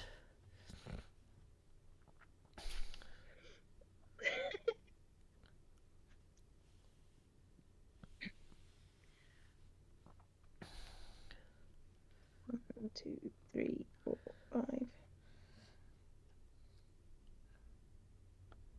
but yeah. Oh boy. And there are some other Oh, hey great. Joker. Hey who? Hey whoa. Joker. Hey JKels, thank you for giving out the 10 community gift subs. I really appreciate that. Wow. Thank you. Yay! Thank you for supporting Cleo. Yay. This means we get to You're keep hanging out. helping. Yeah. Oh boy. You know, I love the idea that like, this is something that we can just kind of keep doing. I mean, obviously some Wednesdays it's like, oh, we got an appointment here or there or whatever, but like, Yeah. like 10 years from now, like when like we've been doing this for a while, like I'm hoping to have like a real workshop. Like I could be like, hey, I'm going to be assembling a table while I'm talking to Cleo on my wireless headphones That'd be cool. on a craft stream. Like, you know, like folks That who that would actually be really interesting to do. oh yeah, and that's one of my big things is like in the when people are like, what's your long-term goals for your channel? It's like I want to have a workshop and I want to have like I want to have more space, like physical space. My goals for my channel are not numerical. I'm not like I want to have 200,000 subscribers because that doesn't matter. Like Nice. like I want to make cool stuff that I can't make now. And I need to figure out how to get from where I am today to there. And like that's a long-term plan. That's one of Yep. those things like realistically we might be doing like if I'm going to have a real workshop, it might not be until my kid goes off to college, because living in the city here, it's too expensive unless the channel does really well. But like the channel would have to do so ludicrously well for that to happen like this year that seems like an unreasonable goal for Uh, you know what I mean? oh, I know exactly what you mean, Joe. I am right there with you. Sadly. Yeah. It's one of those things that I've always, it's I'm not saying it's a dream because, but I really would like to be able to make more varied videos. and like actually create stuff that matters. When you say matters, could you expound on that a little? I don't think I will, no. Matters to me, as in things that are going to impact my life in a different way than Hermitcraft does. Okay. I think I know what you mean, and I'm tempted to say an example that I could think of from my own point of view, but if you would like to share an example. I don't really have examples, Joe, just dreams. Okay. Could I just share my dreams. example then? And, you may. Maybe you it's may close indeed. and maybe it's not. Okay, so for example, one day I'd like to own my own home. And that might happen before I could afford a home that had an actual workshop in it, right? Like, if I could, I've renewed my lease recently for, I guess, another 15 months or so from now. And so it wouldn't be until then, at least. But, and even if it's a condo, if it requires some renovation and stuff, like, if I own it, like, I can do the work myself. And so I think it would be really cool to do some quote unquote building streams or building videos where I'm actually renovating or fixing up, because I'm assuming I won't be able to afford a good place.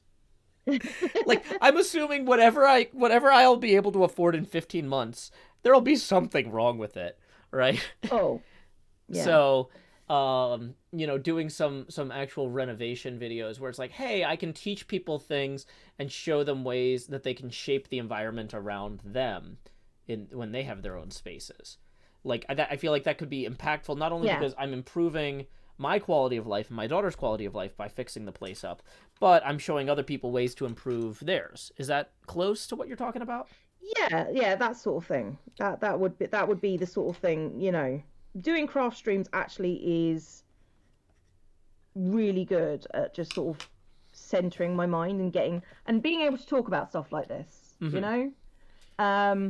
But I mean, I've been looking at houses because I've spoken to my an accountant. I have an accountant. Oh, you got that. Awesome. I got it sorted. And they're going to certify my taxes this year. So in April of next year, I should have the second lot of certified taxes done, and I can start looking at a house.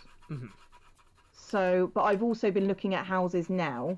I found my dream house the other day, and I'm gutted that I can't go for it. So, and it's at the top end of my range. So it's doable for me. But I was also looking at, well, if I had to go for a cheaper house to start off with, how could I improve that kind of thing? And, I've been looking at things like, well, what is the cost of extensions to a house that I don't own yet? So, so I have more space for things like a workshop and a big kitchen, because that's the one thing I want to do. That's the one thing. I mean, I like baking things, but I don't do it because my kitchen is tiny. Yeah. So. Well, and like that's something I miss doing kitchen streams from my old apartment, but the new apartment, there's no way to get the laptop and computer stuff in there, and so like having a space like that again would be really nice. Yeah. But yeah, that makes sense. So is this another one of those Western Scottish areas? Yeah. Yeah. So. How is public transit out that way? Like. I mean, it's mostly buses out that way, but where I'm looking for, there's like. Could you get like a train to Edinburgh? There's a train station like 4 miles away. Okay. So it's not a thing. Yeah. And if it all else fails, I have a car. Well, see, that's the thing is I'm assuming if I move to Scotland, I'm not going to get a car. Like, I'm going to leave my car here or sell it. Like, I mean, I would think that would be a sensible thing to do. Well, but like... Well, I mean, I might give it to one of my siblings, because keep in mind, too, by the time I can afford to... Like, my car is already 13 years old. If I'm still driving it by then, like, I really would prefer to never buy another car. Because... Fair enough. Like, I don't know... Like, one of the points of living in the city is you don't technically need it, So... I live in the city. Technically, I could take a bus down to see my parents, and they're talking about putting a train line in, um, which would be awesome, but I don't know if it's going to happen or not. But yeah, I could take a bus to see my parents or siblings if I really needed to. Mm-hmm. Plus, like, they come up here. Well, in a non-COVID year, they come to Nashville all the time. So, because it's a good place nearby with interesting things to do, you know. So, like, it's not like I would never see my family if the car breaks down or whatever. Mm. But yeah, if I can, Well, I would. if I move to England though, I definitely don't want to drive on the other side of the road. Like that's too much. Yeah, I spoke to Cam about that, and I'm just like, I'm not driving both of us forever. You're gonna have to learn to suck it up. Mm-hmm. So yeah.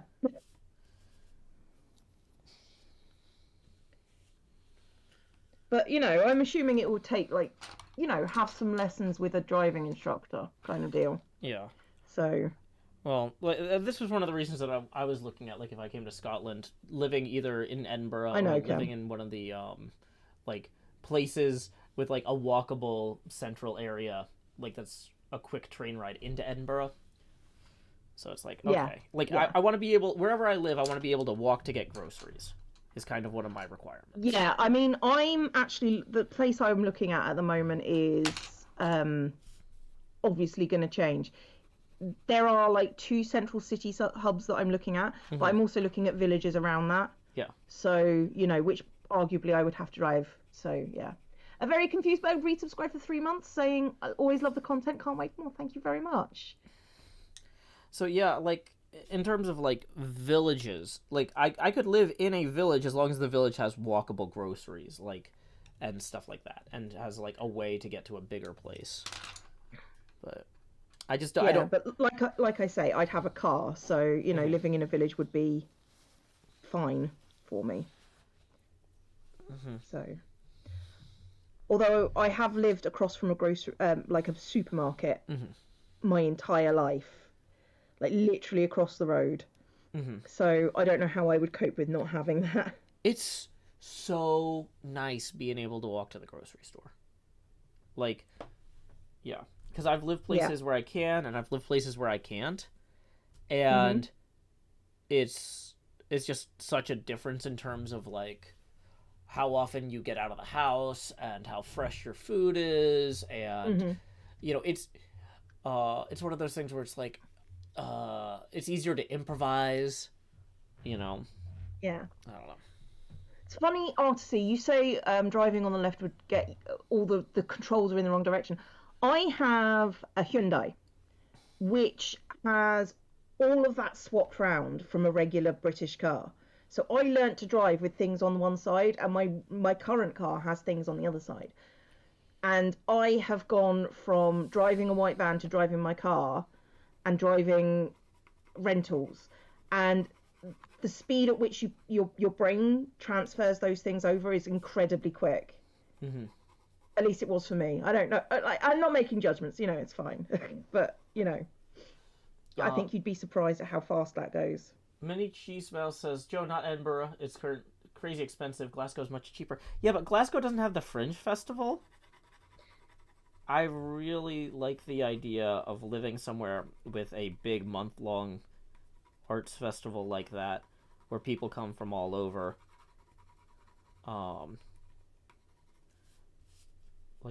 That's a huge, because the other thing is, if you live close enough to the city, like, possibly people I know who might want to be part of that festival could come stay with me for the month or whatever.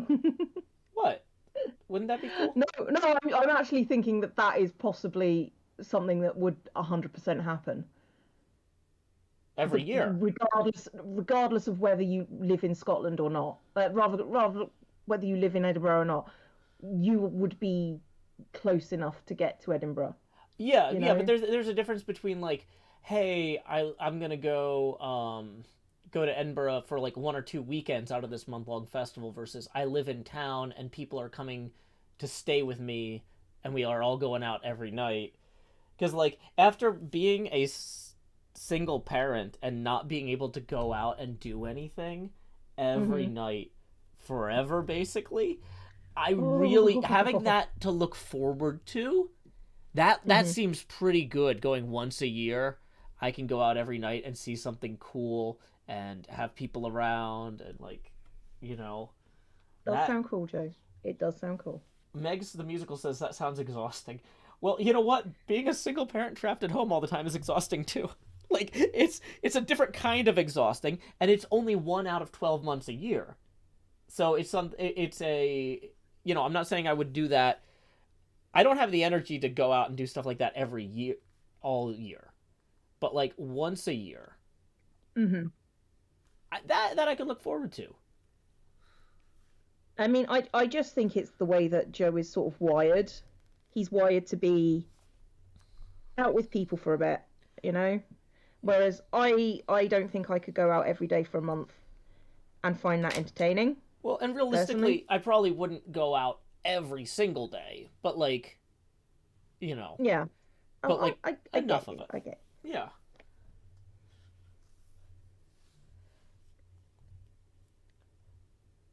But like also like I live in a city now that has a bunch of live music and theater and stuff like that. And when I wasn't a parent, going to those things was always something that I really enjoyed. And Yeah. so, it's one of those things like I live in a city that is a major cultural center now. And so I'd like to live in or around another city that's a major cultural center Hmm. later. I think that's fair. I think that's a reasonable kind of, Yeah. And especially if this yeah. is my quote unquote like parenting retirement, plan. It's like, what is the thing that I dislike most about parenting? The fact that I don't get to go out to these things. Okay, well, how can I change that once my kid goes off to college? I, you know, want to live somewhere Yeah. that's an option. I don't know. That sounds like fun. It sounds like fun. It sounds like a thing. Mm-hmm. Cleo, I need I need to go refresh my drink. Do you mind covering the chats for me for a minute? No, I'm cool to cover in the chats. Be right back. Thank you. Okay. My chat. Joe's chat. I'm gonna be in my chat because I'm working with knives. I'm working with knives.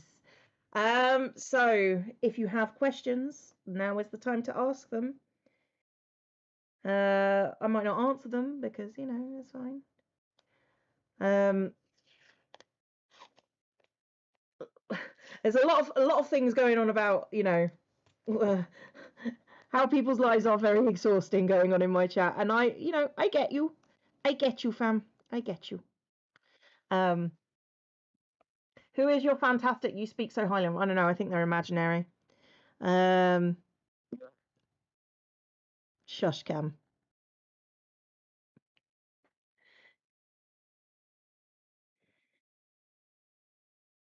The thing is, I'm very mean to Cam, but I always feel so bad, and then he threatens to put it on Twitter.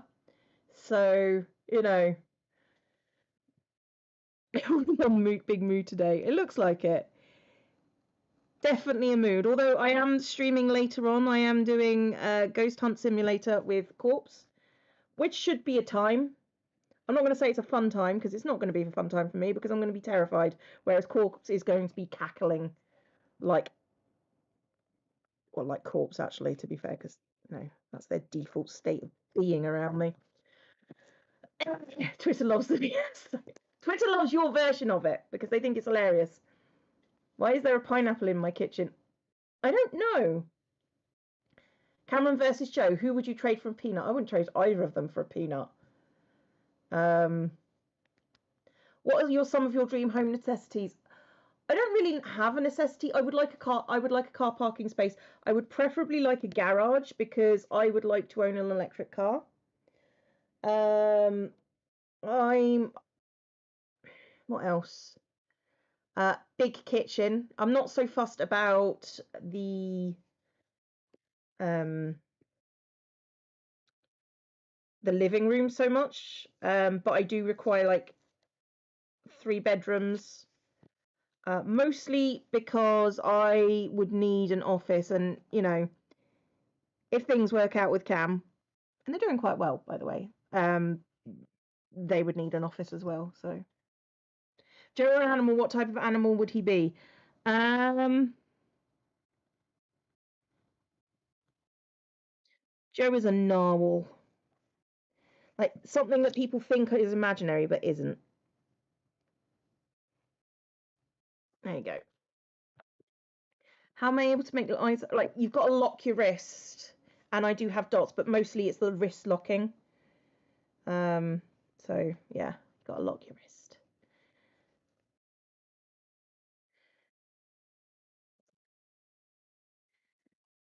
Welcome back. We've decided you're a narwhal, Joe. I still don't. That's like the unicorn manatee thing, Yeah, right? unicorn of the sea. Yeah. Okay. Something that people like. My favorite thing was like we were doing at school. One of the kids, the writing prompts was like something like write a story with an imaginary animal in it, and some kid just went, "I'm gonna write a story about narwhals," and I'm like, "They're not imaginary," and they were just like, "What?" So we went on a big old tangent about the existence of narwhals and showed them pictures. So, oh, that's always fun. I mean, teaching was a lot of fun, and I know I often just come down on it quite hard, but that's nothing to do with the children. It's all to do with like the administration and stuff. So, you know, teaching is a great job if you can understand, if you can withstand the BS from the other teachers and the government. So yeah, speaking of government teaching things, do you feel up for hearing about something stupid happening in the United States? I feel like I've experienced. I already know what's coming. Okay, go for it. It's about Oklahoma. So maybe you've seen this in the news.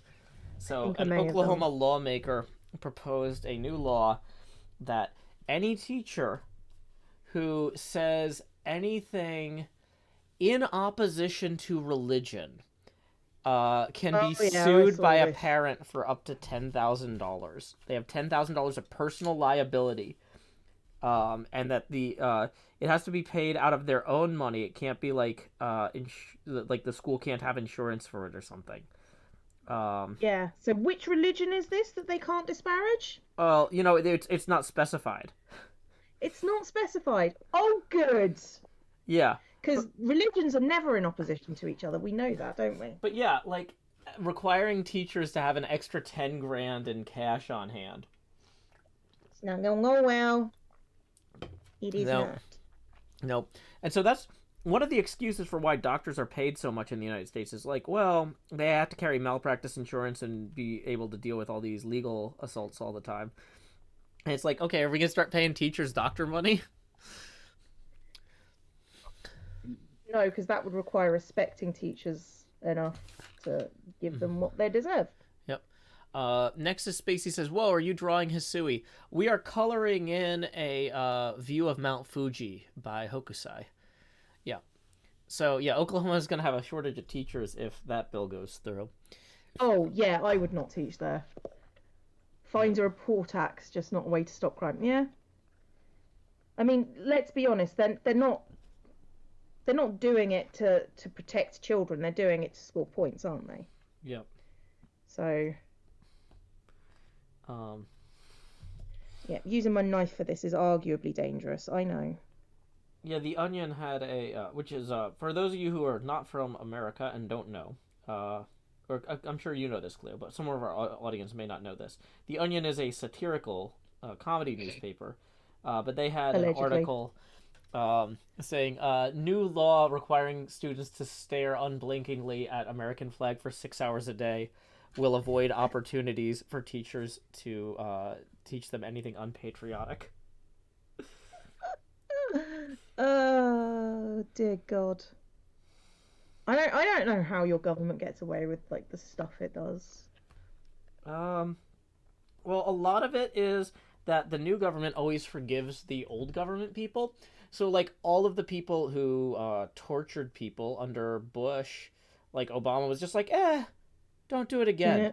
And I'm like, no! If you let people who torture people not get, like charged and have trials and be punished, then the next time a president says, hey, go torture people, people are gonna just go, it'll be fine. The next guy won't care, even if they don't agree with it.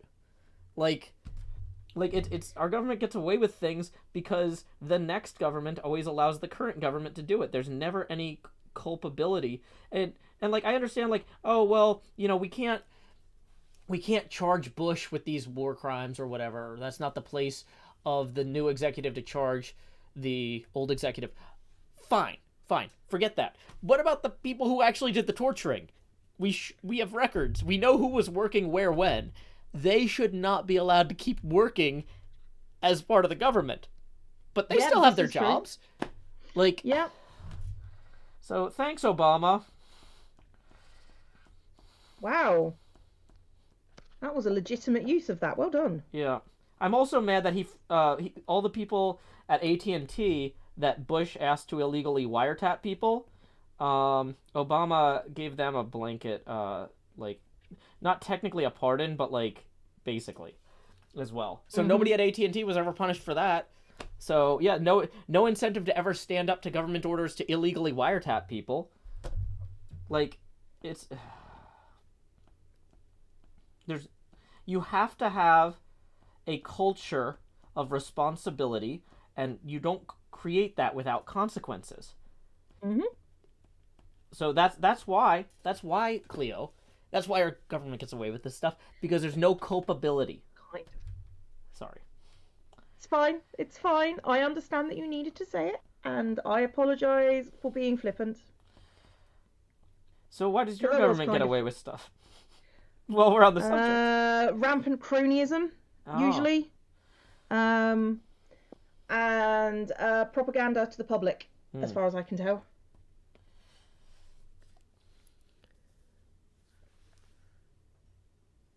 Fortunately, we don't have gerrymandering the way you guys do, because I've seen that go on, and that's just yeah, that's infuriating. They want to cut Nashville up into 3 separate districts, basically, and then adhere those to like rural parts of the state in different directions, so that we don't get any real representation at the state level, which makes zero sense in terms of like anything other than just being jerks, really.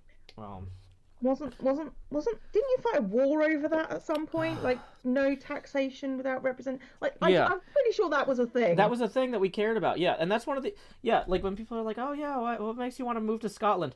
I don't know, stuff like my state government saying that people in my city shouldn't be represented in my state government. That'll do it.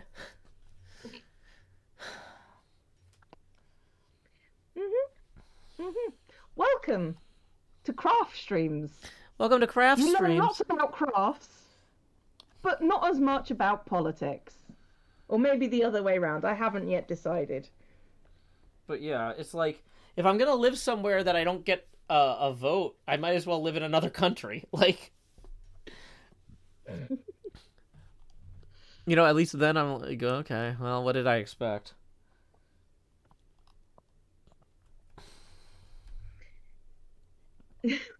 Joe just described what Utah has already done to Salt Lake City. Yeah. Fortunately, our boroughs are pretty set in stone, so I don't have to worry about that. Well, that's nice. Yeah. It's nice to not have to worry about everything all the time. Oh, it's that specific thing I don't have to worry about. There's plenty that I have to worry about other than that, but, Gotcha. Uh-oh, the GoPro is getting into overheating mode. Oh, no. Okay. So it's going to be a little bit of a slideshow for a little bit, folks. Yep. By which I mean for the rest of the stream. Okay. For a little bit, which is forever. So just accept it. So let's see. What is a good way to fix that? I could, in theory, go try and get one of the other cameras off the pinball machine rig.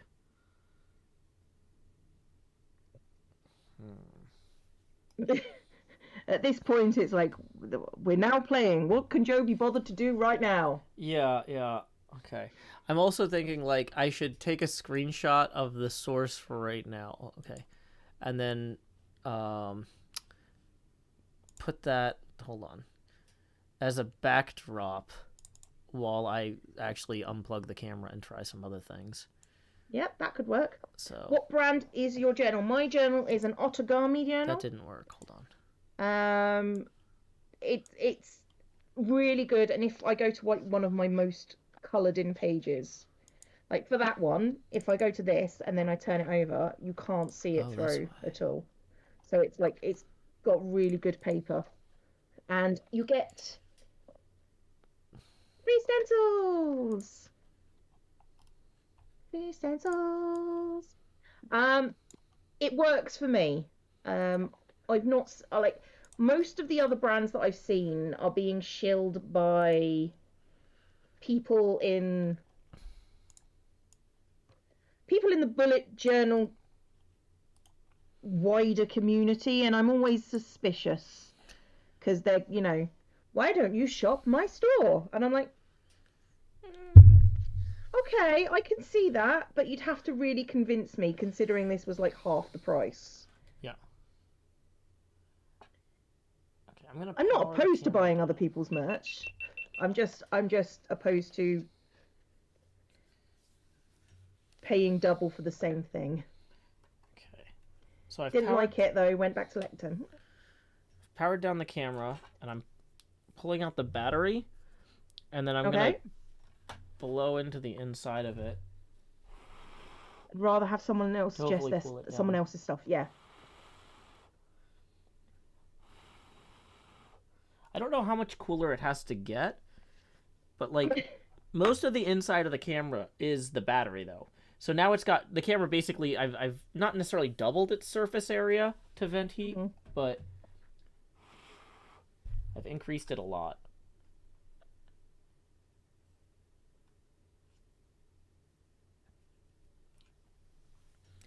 Do I have anything like metal I could put in there to bleed off the heat, act as a heat sink? That's probably a bad idea to just shove metal in where the battery goes. In your electronics, Joe. But don't butt me. Don't do it. Okay, so a bunch of people are suggesting just pour water on it. I mean, it is a GoPro, so as long as I close it up, that's actually not a bad idea. I could go put it in the sink and run cold water over it for a little while. Chat, you and me are gonna have words. What? It's designed to go up to 6 meters underwater without a case. Like, and I don't think my sink is 6 meters deep. Like, I don't know what a meter is in feet, but it seems like a lot. A meter is 3 feet. Okay, so I don't have an 18-foot deep sink to put this in.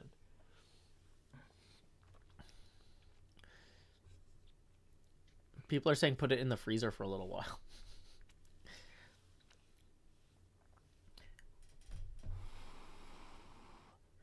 I'm not saying anything, because whatever I say is not going to be listened to anyway, so it's fine. Joe's electrocutes himself, chat. It's on you. Okay. I'm going to put the battery and also on Joe a little bit. Put the cable back on. Power it back up. Okay, USB connected. Let's see. I don't have an 18-foot deep sink to put this into. Not yet, you don't.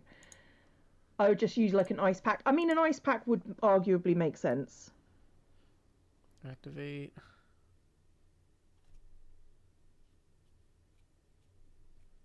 It's better than it was. Not convinced that was difficult, Joe. What was difficult? Like it being better than it was. Because you turned it off, Joe. I mean, yeah, I mean, it was better than it was before I turned it off. I don't know.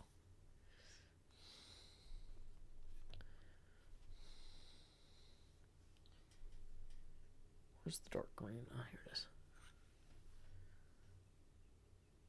Ahime Angel says, not the freezer. The condensation would be terrible for the electronics. Yeah, I was thinking that too. That's why I didn't do the freezer. I actually was thinking though that for real, like just putting it in the sink, with it sealed up in watertight mode would probably have been fine. Mhm. Wushi says, I I've wondered why the depth of water matters. Surely if it's water, then it's still wet. Well, there are seals on it. The pressure seals around the battery compartment and things like that can only withstand a certain amount of pressure. And there's more pressure the deeper you get. So they would break the seals. should be good to go below freezing, I mean, you can take right? it. You can take these skiing. So yeah, it is like an outdoor action camera type thing. What? Why are you laughing? I'm not. It's fine. You Just snorted with a laugh. That was a snort laugh. it was a snort. It wasn't necessarily a laugh. It was definitely a snort though.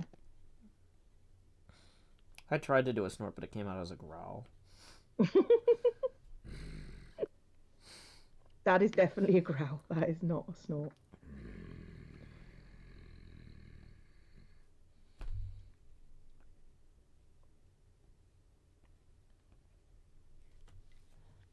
Put me on Joe's side if you like.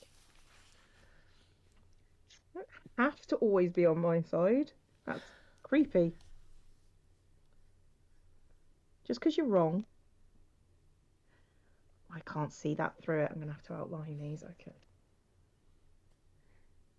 Okay. Your main concern isn't markers, it's calligraphy pens and India ink. Well, I'm not that advanced. I do this because it's fun, not because I'm good. Yeah, people are talking about ice packs and things like that as options too. It's funny because when I used to stream out of the closet, I actually would be swapping out when I would do my hydration breaks. I would also go back to the fridge and swap out ice packs that I would keep under my feet. I would put a Oh. yeah, seriously, like I would have a towel with an ice pack under my feet to vent heat into, and Mm-hmm. then I'd have to keep swapping out the ice packs because otherwise I would overheat while I streamed. And I That don't have to sounds do that horrific. anymore. It's nice. I don't have to do it anymore. I don't have to torture myself in the cupboard No. anymore. So even though I don't have my workshop that I've dreamed of or anything here, like this is still a better place to stream out of than my last apartment by a lot. Because part of the problem too was that the air conditioner um, had like some sort of like vent or pipes or something that ran like through my closet Mm-hmm. that I was streaming out of. And so if the system was engaged, the pipes would knock. Oh God. And so I had to turn it so the entire apartment would be heating up as well Mm-hmm. whenever I started streaming. Oh Um, so it wasn't just Jesus, the Joe. closet, yeah. Thank you, Arena, for the 500 biddies. Very much appreciated. And with the pride flag representation. Thank you very much. Okay, let's try this again. Now I can see to cut out my shapes.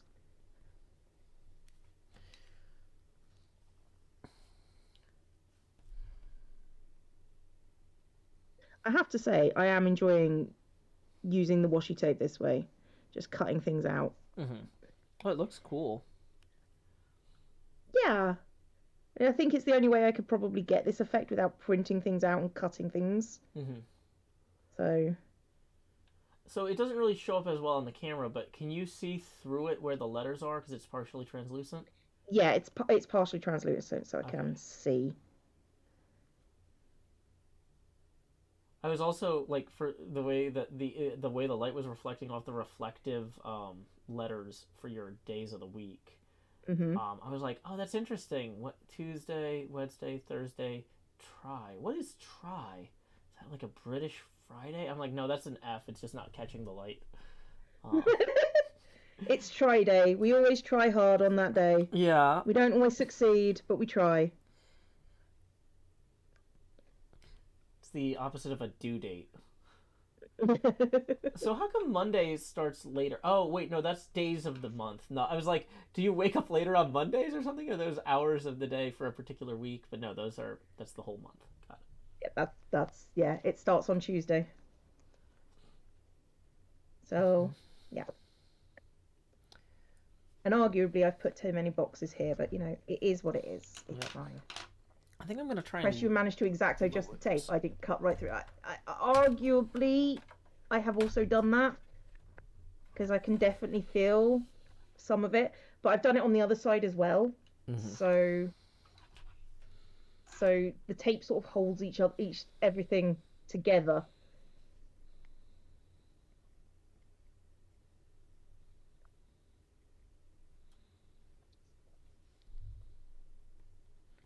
Friday, where you got to do Friday, Saturday, and Sunday's work all at once. Yeah. Yep. Oh boy. Tape in the tape. You know it. Just keeping the journal together with washi tape.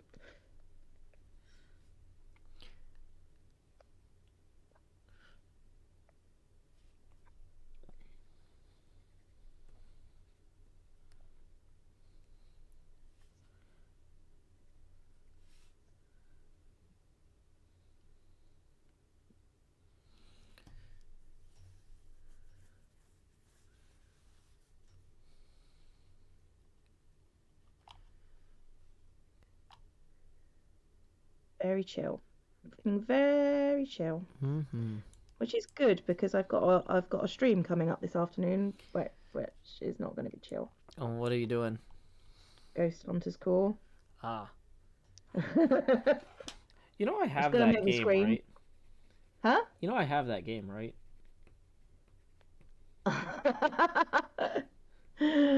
I did not. Oh, okay. I just thought I would mention that at some point in case you ever need another Ghost Hunter or another core or anything. Speak to Corpse, see what we can do.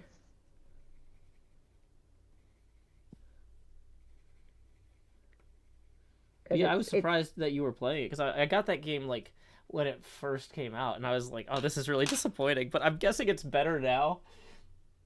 Oh no, I think those games are 100% disappointing. But when you're playing them with your, like, let's put it like this: Corpse knows me very well, and we've been friends for years now. So it's a case of when they're just there just to mess with you. It's quite kind of funny. So that's good. Also, real quick, I need to thank Ahime for tipping 20. That gets us $2 past our next face camera expansion milestone. And Ahime says, it's great hearing how enthusiastically you talk about the things you really like, Joe. I love your Wednesday chats with Cleo. Well, thank you. Now, y'all who are watching out there, you may have seen that money go straight to my head with each face camera expansion up to this point. But now, like Jacob Marley, these chains I forged in life are about to begin pulling me down to the deep below. Enter the ghost. Boom, boom, boom, boom, boom, boom, boom, boom, boom. Alrighty, that brings us to 90% geopacity, and we are 18 away from the next face camera expansion.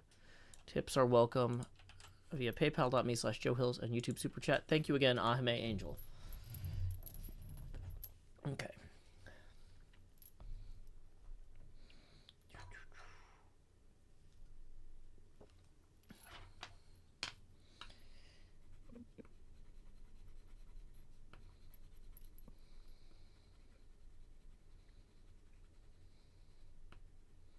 maybe it's cold enough in the deep below to keep the camera running. Yeah, I could just lay the chains across it and let them pull the heat out. Oh, wait, no, they're conductive. And then the screen on the back of the camera started responding. I'm like, oh! It's gonna start, like, flipping don't do lens that. modes. Yep, Dear that's... God. Obviously, like everything else, Cleo, I've thought this through. Oh, yeah, you're known for thinking things through, Joe. Oh, yeah. It's your most defining character trait. Mm-hmm. It's how I define me. By my thinkins.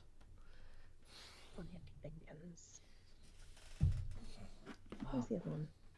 Where is the other one? I need to do some outlining for some of these parts. Where is the tape? Did I put it away? Did not. Okay. Ooh. Oh, it's there. Didn't mean to throw the pencil sharpener in the trash. Yes, it did. No, I did not.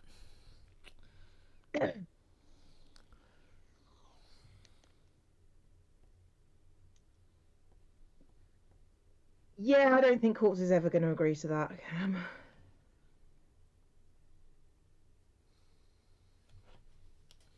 They might, but I wouldn't if I was them, and that's how I define this. Okay.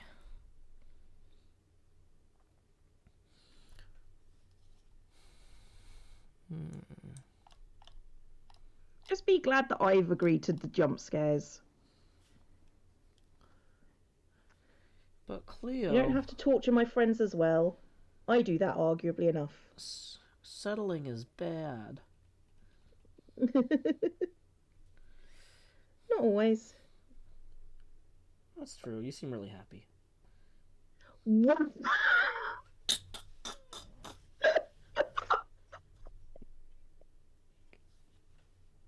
Christopher Hills! Was that too mean? Yeah, that was way worse than you've ever been before, ever. Okay. I'm kind of impressed. Low-key impressed. You just set me up for that one, though.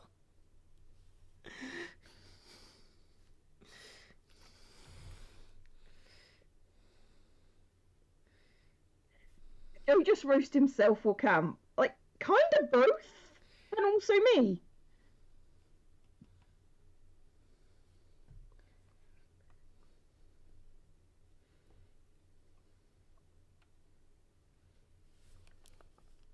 Okay, so we're getting these thicker lines in here.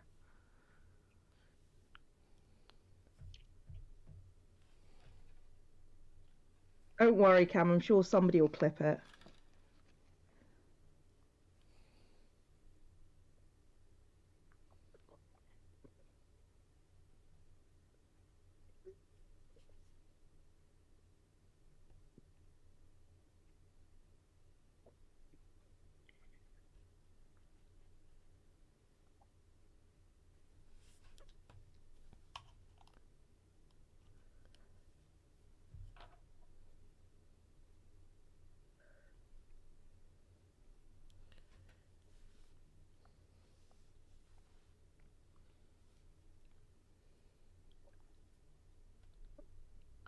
You missed what he said. Good. Good.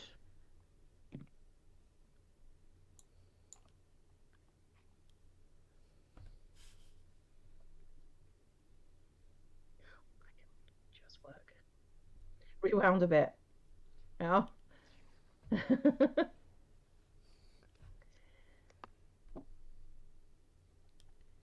Yeah, that bit.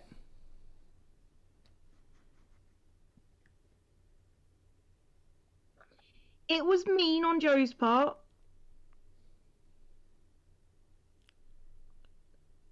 But you know, Joe often looks for it because he doesn't get to do it very often, so. Look, you set him up, I knock him down. Knock you down if you're not careful. But I get up again! You're never gonna keep me down! I'm gonna suffocate you and you'll stay down.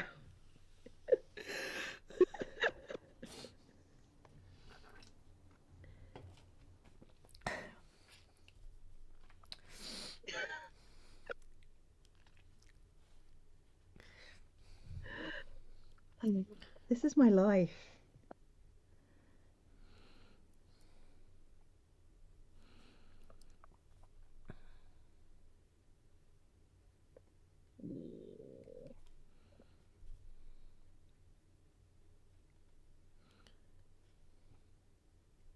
Okay, things that I wouldn't do if this wasn't my job. Mm-hmm. Oh no! That's one of them, apparently. Oh no! Thank you, Liara, who has resubscribed for 11 months. I can't tell if I just walked in at the best or worst time. Yes. Yes. And Zombie has resubscribed. That's our 4-month resub. And I hate all of you and Joe and life. So this is just how life is now. So you are going to have to deal with this. NJ caused this. And thank you to Kitty Beth for tipping 5, who writes, "Thanks for all the art and entertainment." Well, you are welcome, Kitty Beth. That puts us 13 away from the next face camera I didn't expansion. realize I travelled to the 1920s. If Cleo gets to use a cute voice, I don't see why I can't use my most adorable voice as well. Obviously, I would argue, Joe, that you don't have an adorable voice, but this is, I don't know why he's JFK. This cute voice brings all the boys to the yard. It brings certainly something to the yard, possibly vermin. Notably deceased, give up 5 community gift subs and Zack Attack, please. Thank you so much. I see it is time for the train whistle. The train whistle is blown. It's not come up on my side, but you know, it's fine. What boxing do you see, Liara? That is the voice for the boxing. I don't know. And thank you for the artsy for the biddies because you love Cleo. No, Cleo doesn't love you. She's above all this nonsense. It is nonsense. You know it. You know it. We're just gonna have to deal with it the way it is. Cleo refuses to experience love or allow others to experience it in her presence. You know what, Joe? You are correct. I have never experienced it in your presence either, so it's fine. Fantastic. Fine.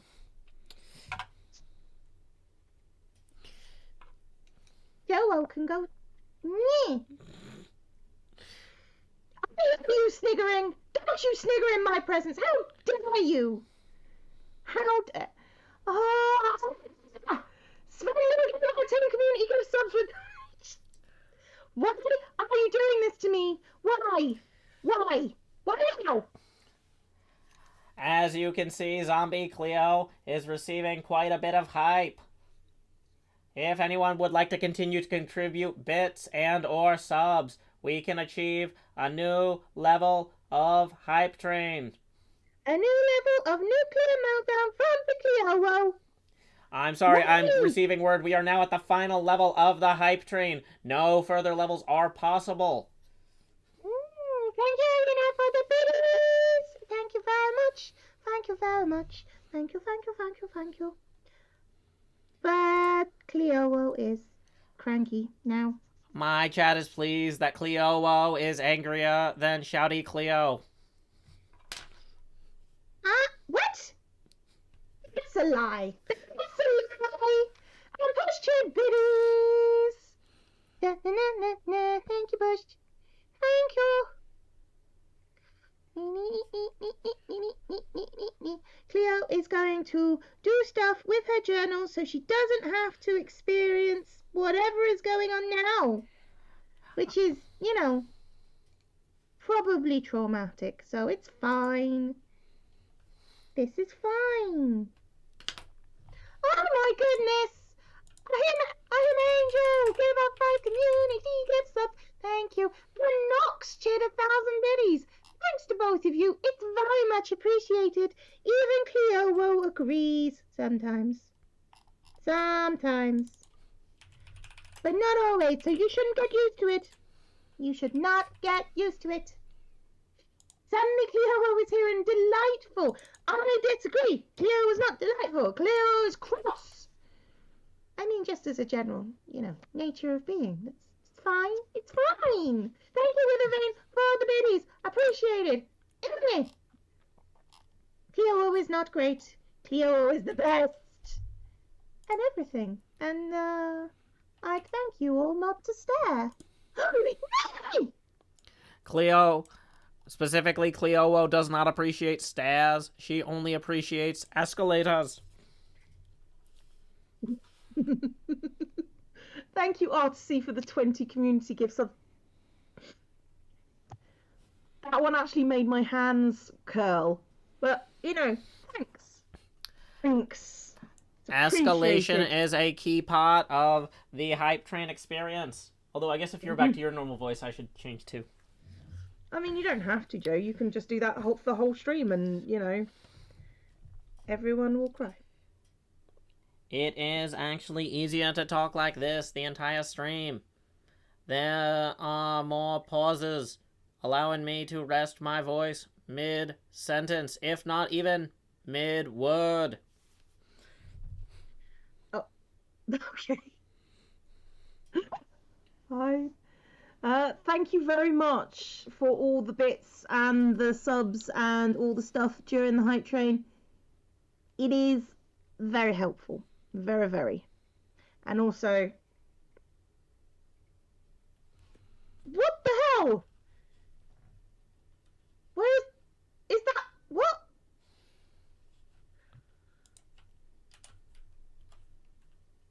When did that come? What? Was oh, the jump scare didn't go off when I saw the. Okay, so yay. Okay, so it's all delayed now. Thank you, Gaming, for the biddies, appreciated. And thanks, Sven, for those 20 community gift subs again, because a jump scare is fun for you guys. I can't wait till you've got the cumulative jump scare going on, because that one's going to terrify you too, and you'll all deserve it for being nice and supporting me. That's how that works.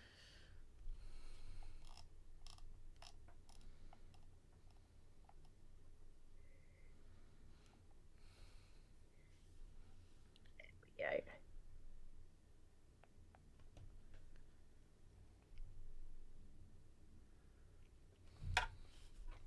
Yeah, I was on break, but the hype train rumbles on. I mean, Cleo is always on a break.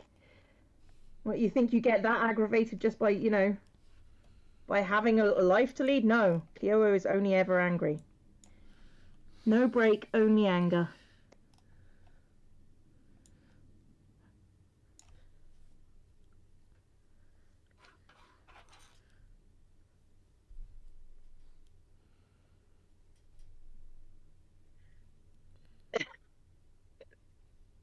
That wasn't accurate. Yeah.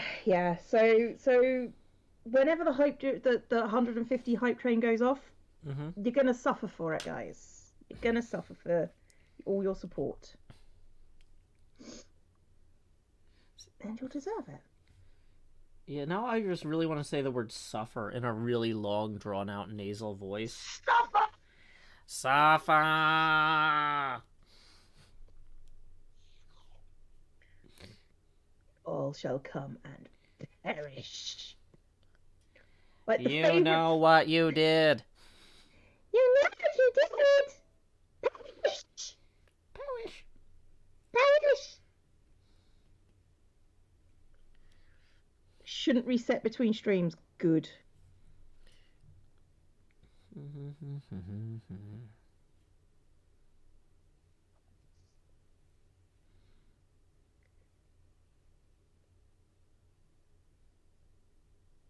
Well, we don't know what time the reset is on that, so we'll see. We'll see.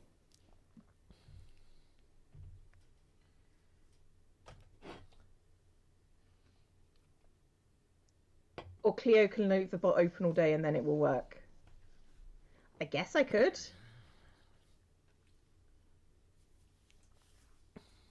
I mean, but that would require keeping things plugged in, and I have to move my setup. Maybe on another day I could do that, but moving my setup requires things get moved around.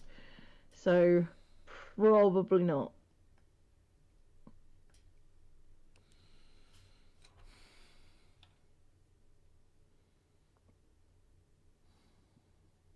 Don't stay forever. Is that the one that was on 100 gift bump a few months ago? Yep. It's the same, yet also different. It's got added trauma. For you guys, not for me. Yeah, that's a real value add. I mean, And the 100 still does exist, yes.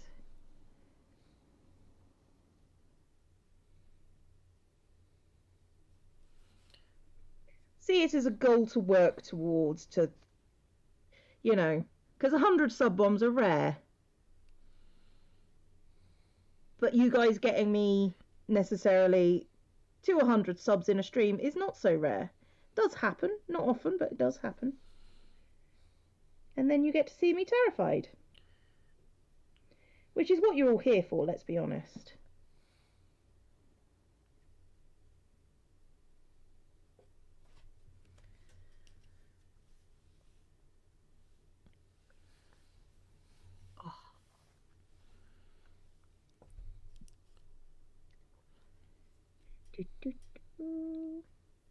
How you doing, Joe? Good. I'm basically doing a step that's kind of like inking at this point, Mm-hmm. where I'm going in.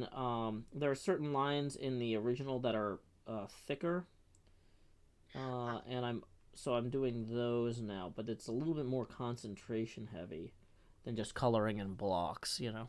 Mm-hmm. Understood. So sorry, I'm a little bit quieter. That's fine. I just wondered what was going on with you. Yeah. Well, if you You look know, over, it's like it's kind of coming together. where is your monitor? It does look very good, actually. Oh, thank you. So well done, Joe.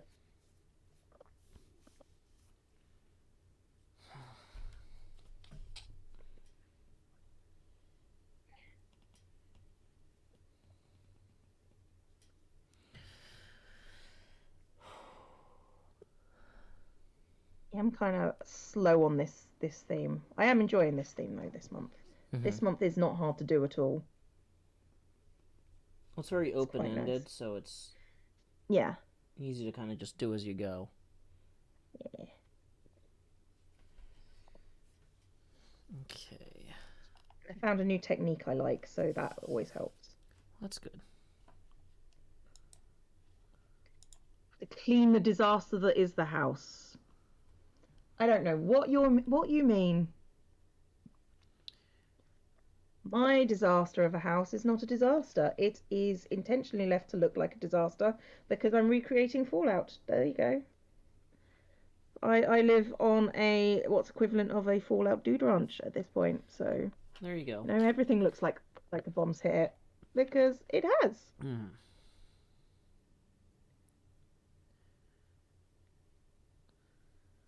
A really good excuse. I know, right? It also doesn't help that I have to pull out every. I mean, I'm sure Joe's the same at this point. Mm-hmm. You have to pull everything out when you do these streams, and then you have to put everything back. Yeah, I had to Just makes move your the house. monitor that I use for streaming Pokemon. Mm, Um, because it goes like directly behind where the like the ring light couldn't fold down. There would be an extra mm. monitor in the way. I'm really no, Mum. My room is messy. I'm recreating Fallout for science. See you later, Kitty.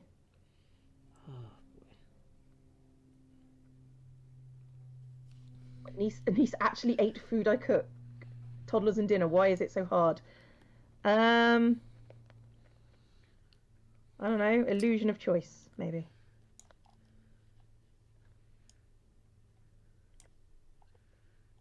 Okay. Wow, wow, Reptilian. That's dark, but probably yes. Although to be fair, there isn't a huge amount of cannibalism in. Wait, do they Oh, have dude ranches in Fallout? Because like the whole point no, of a dude ranch is it's a tourist attraction for people from the city. no, So like they are there people don't. from the city that come to the for tourist is there tourism in Fallout? Arguably, yes, there is tourism in Fallout, but no, Okay. there is no do ranch. Okay. Because yeah, the Um, word dude means like a city slicker who comes out to experience the West uh, for vacation. I mean, three had vampires and a cannibal town. I mean, arguably, there is the entire cannibalistic cult in Fallout New Vegas, and all the things that you just mentioned. And there is also New Vegas, which is, arguably a tourist center. Mm-hmm. So, see, whenever anyone mentions toddlers at the moment, my mind automatically goes to the 100 baby challenge because, How many babies are you at out of the 100? 28. Wow. So that's a long-term goal. Oh, yeah. Wait, Yeah. you know what? Hold on. So that's going to take you, because you started that about the same time I started Pokemon or whatever. You're Mhm. only like a third of the way through. So that's going to take you a while. Yeah. I mean, it's one of those long-term challenges. Okay. But like, It's you doing were very talking well. like my Pokemon stream was going on forever. Yeah, but it's Pokemon. Pokemon's a pretty open-ended game. So is The Sims. Yeah, okay. I'm not critiquing you. I'm complaining about you critiquing me. Oh, suck it up. Womp.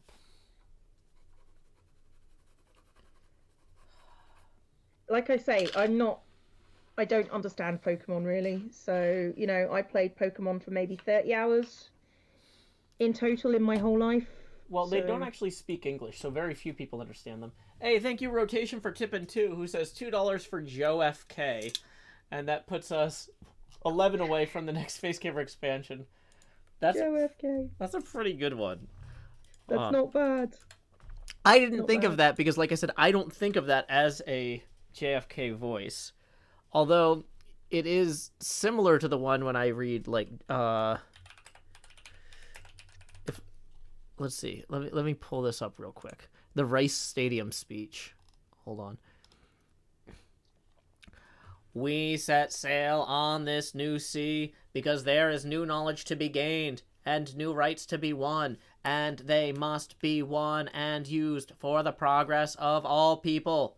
For space science, like nuclear science and all technology, has no conscience of its own. Whether it will become a force for good or ill depends on man, and only if the United States occupies a position of preeminence can we help decide whether this new ocean will be a sea of peace or a new, terrifying theater of war. I do not say that we should or will go unprotected against the hostile misuse of space any more than we go unprotected against the hostile use of land or sea. But I do say that space can be explored and mastered without feeding the fires of war, without repeating the mistakes that man has made in extending his writ around this globe of ours. Yeah, I guess it is a similar voice. It's my JFK voice and my Massachusetts voice, there's a lot of overlap. A little bit. You know.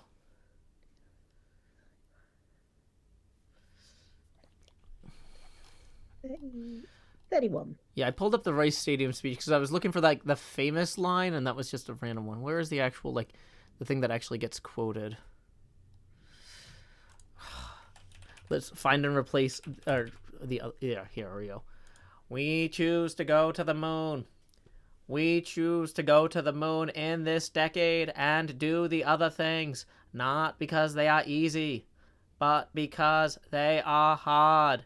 Because that goal will serve to organize and measure the best of our energies and skills.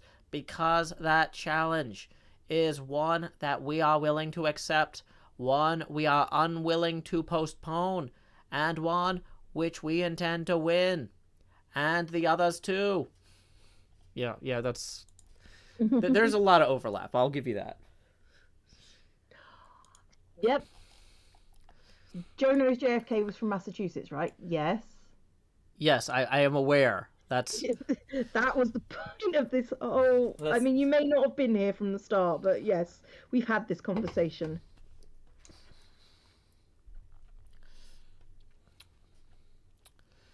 Liara says, I just realized I've never heard that speech out loud, only read it. It's a great speech, the whole thing, not just the parts people quote. Yeah, I think for... I've read the... So sometimes my Saturday night streams get kind of weird, and I'll, like, read, like, stuff by Edgar Allan Poe or famous speeches and stuff. And yeah, so I've read that entire speech on stream before, and it's a pretty good one. Not bad.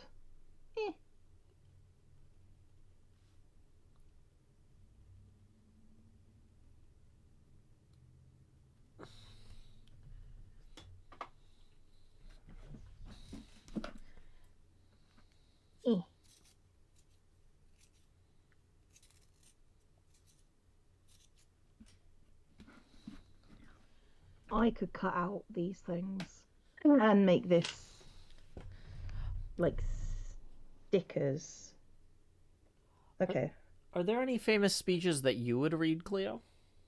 I'm not really a speech kind of person, but I'm more a monologue kind of girl. No, that's fair. So, like But have you done like any theatrical training where you've practiced monologues then? yeah. I don't remember any because it was when I was in high school, but yeah. Mm-hmm. I got an A in drama in my GCSE, so. Are there any of those that you would want to maybe read now for us? No. Okay. Because I don't remember half of them.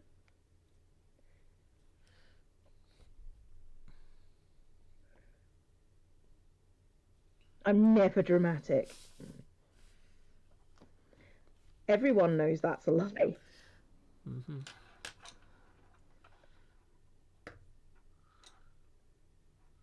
I'm dramatic, I'm not obnoxious. There's a difference. Okay, I've just found the cutest thing I can do ever. That's cool. What is it? Like, I've got this washi tape, which is just little plants. Mm-hmm. And you know how I've been doing it with the letters? Sure. Like cutting things out. I can just cut out these individual plants. It's so cute. Oh, that's cool. He's so cute, he's teeny weeny.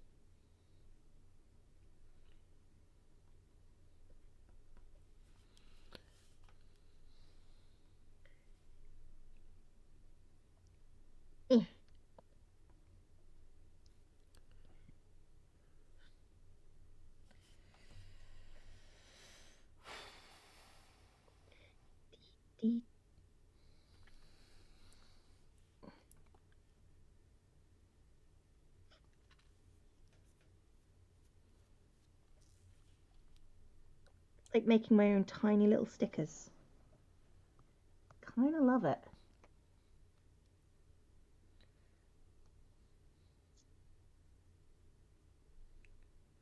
Oh, he's so cute. Oh my god, I love it.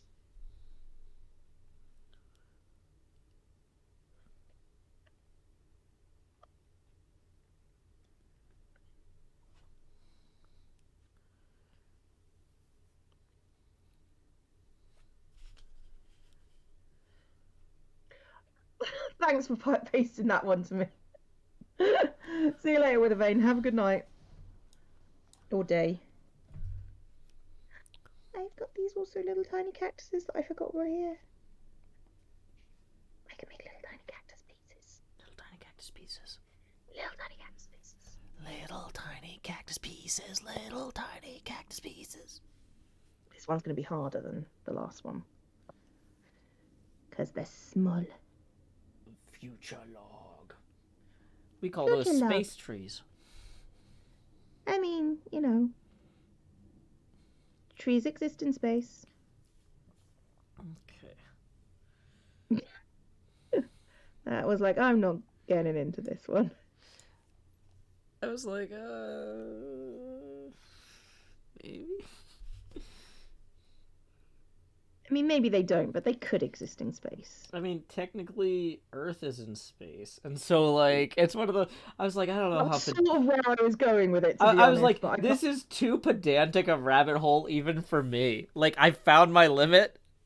Like, wow. Like, I was like, this space tree thing. I'm not. Yeah. Like, do not engage.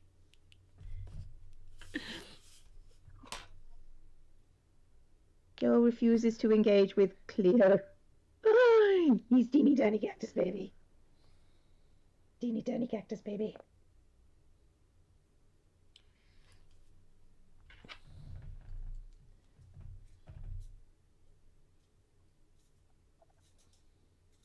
Hey Lena, how you doing?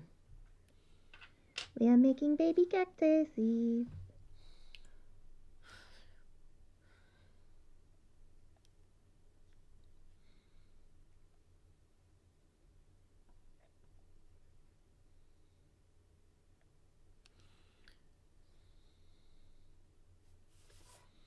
I've got my tongue stuck out. That's how hard I'm concentrating on this.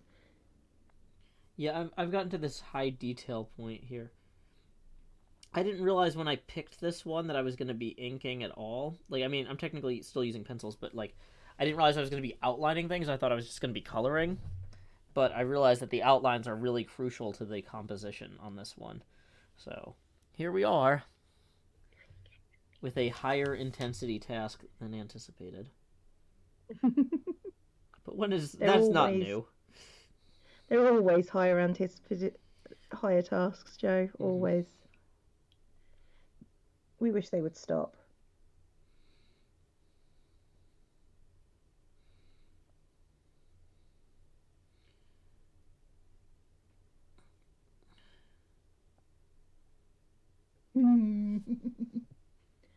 I was already going to do it this week, but you're already making more to go to the craft store soon. Had a plan to be like, no, if you want to go craft store, go crafting. Crafting is the fun. The fun, not a little bit of fun, but the fun. Okay, so got my quote page, got my title page, got my future log sorted out. I'm just having lots of fun just cutting things this. When you were 5, you hugged a cactus. That was a fun trip to the doctors. Oh. I mean, when you're 5, everything's fun. I'm not convinced that the doctors are fun. Yeah, I don't think so.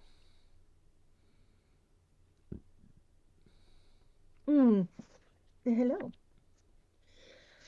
Okay, so the next thing I've got to do is habit trackers.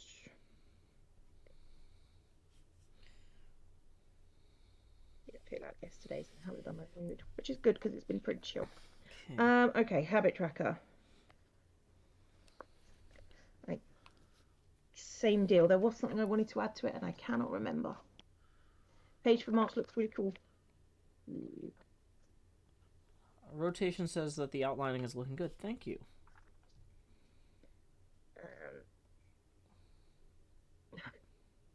All right, that's a good quote. Well done. What's the quote? I'm having fun just cutting. Just feels very apt sometimes. I've got this whole bank of quotes that my mods keep on adding. And I don't know what to do with it. So I'm not sure. Ugh. Okay. So, how do I want to do this? Do I want to do it differently?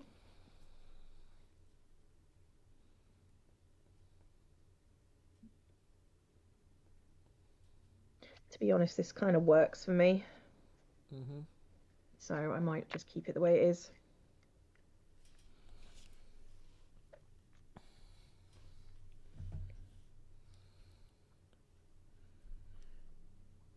Hello, GLaDOS. How are you? I see you're up on the table, which means you want my attention. Have you just been finishing off the food? There you go. Pets. Pets! Gubbin redemption for a random quote to show up in stream. Oh no. Maybe. So, the way Manu Smith of Mystery Pinball Theater 3000 does this is he recorded himself saying a bunch of things like that, like a bunch of quotes or whatever, and then he has it, or he pre-recorded it, and he has Stream Deck put like a cloudy like frame around the stream, and it says, and it plays like a little harp noise, like it's an internal thought. And so every time he hears the harp noise from that, he on camera will get like a thoughtful pose and look at the That's good. Yeah. But you don't really, so if you had like a thoughtful Cleo that you could swap in the lower right, and you know, then it plays one of those. That would be cool. Zenkai says, this looks so good, I wish I was good at drawing and painting. This is a coloring book. You can see that there's some very thin lines there.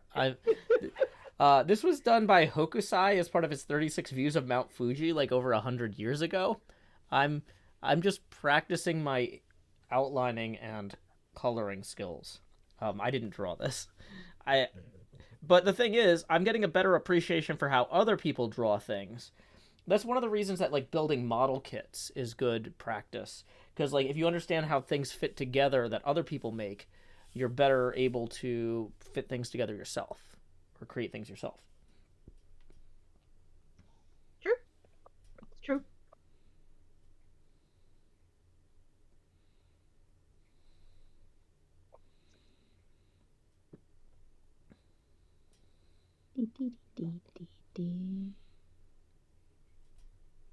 So yeah, if you want to get better at drawing, one option is to color the things that greats. other people made. Now, practicing drawing is also obviously a good one, but I'm not doing that. I mean, today. I feel like that would probably help. That would definitely help too, but like if drawing feels too intimidating to get started, try coloring. Children color. It's a very low intensity activity. Hello, GLaDOS. You can have pets. Okay. You should probably be on the other chair, though. I know that's your sister's chair, but it is what it is. Deal with it. Will the other one come fight over it if... No, the other one's gone... Oh, she's gone to the Twitch blanket, which is their favourite spot. Mm-hmm. Which is arguably why GLaDOS is bothering me, because her sister's got the Twitch blanket. Mm-hmm.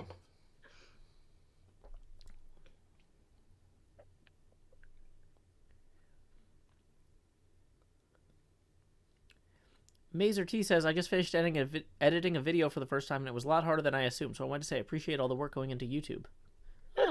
Thank you, Mazer, and I'm glad that you're messing around with it, too. Yeah, seriously, video editing is a real pain, and that's one of the reasons that, like, I'm very particular about my tools, because it's like, if you have it set up the right way, there are certain things you can streamline and get more efficient at, even though it's still going to be a time-consuming process. You know, you can really refine the process. But yeah. I don't know where I was going with that. I'm very tired. Unlike usual. I tried to go to bed like super early yesterday, and I realized we had a really warm afternoon, so I turned off the heat to ventilate the apartment a little bit. I'm like lying in bed, and I'm like, oh, I need to go turn the heat back on so it doesn't get too cold and the pipes don't freeze or whatever. And then I'm like, well, if I'm getting out of bed anyway, I could microwave some artichoke dip for myself. And then it's like, you know, and I gotta walk past the pinball machine, and they're like, I could play some pinball and listen to a book on tape for a while. Oh, dang it, Joe! Okay, now, in fairness, Cleo, this was, my Pathfinder game last night was canceled, so this was, like, at 8:30 at night. Normally, I go to bed at, like, 2:30 in the morning, and I was like, I'm gonna go to bed super early so I can be awake for Cleo's stream tomorrow. And so even after all that goofing off, I ended up cleaning a bunch of stuff. I still got to bed by 12:30, so I got 7 hours of sleep, which is more than usual. But like, it wasn't the 11 I was hoping for. I got up early today because I never get to the gym on these craft stream days because of, you know, the fact that it's craft stream. Hey, Cat Dog continued their sub. Thank you very much. Good to have you. So yeah, I got up early today, went to the gym, and now I'm home and I hurt all over. So yeah.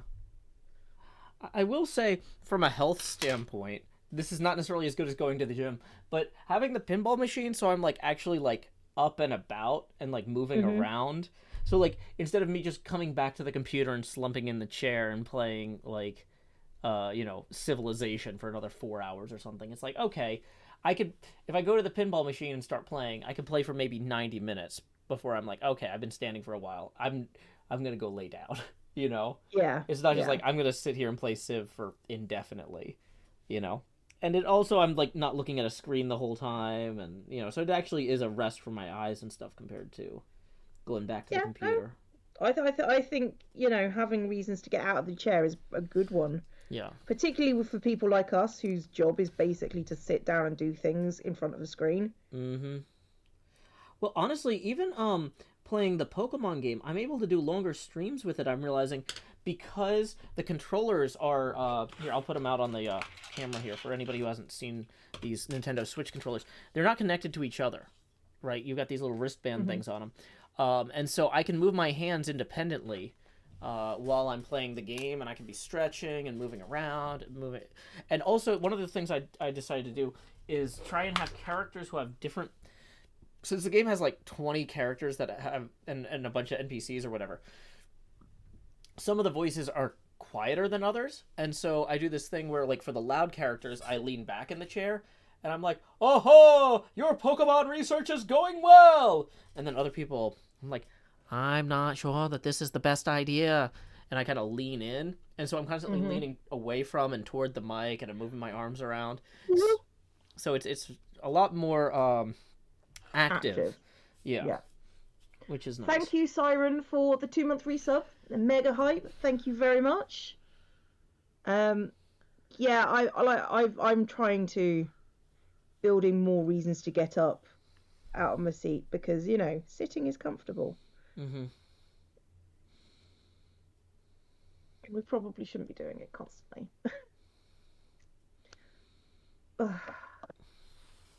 Okay. That's one of the reasons I like living at a pedestrian scale too, is because it's like you don't have to be like, oh no, I gotta go do something. I'm gonna go sit in the car for 30 minutes to get there. You know, it's like, okay, I'm gonna grab a grocery bag or something, go for a walk. Mm-hmm. That seems reasonable.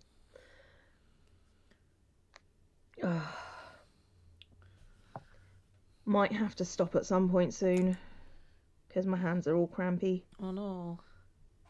I know. I'm feeling pretty good about this, but there's actually a whole bunch more to do with the trees where I need to put in definition for branches and stuff. But, yeah.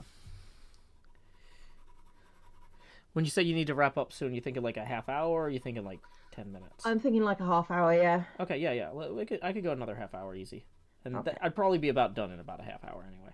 There you go. So, that was the thing, is I was looking at this, I was like, oh, okay, there's enough here that I don't want to end now, but like there's not enough where I'm like, and next stream we'll finish this off, and that'll be 3 hours worth of stuff, you know? Yeah, no, I absolutely understand.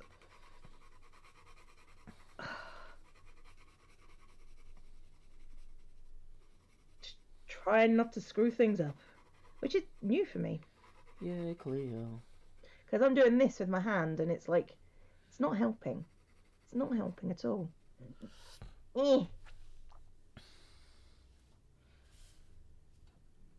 Have some redemptions for... What do you have redemptions for, NJ?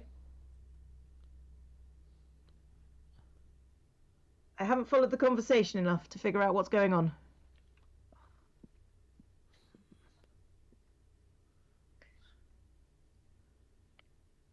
There we go. I'm messing with the lighting a little bit. I think that looks more closer to true color on the camera now than it was. Mm-hmm. For anybody following along at home who's like, oh, I'm really invested in this. I want to make sure the colors look good. Do not adjust your sets. All right, Gloomily, yeah, that's true, but stop it. Stop being accurate. Oh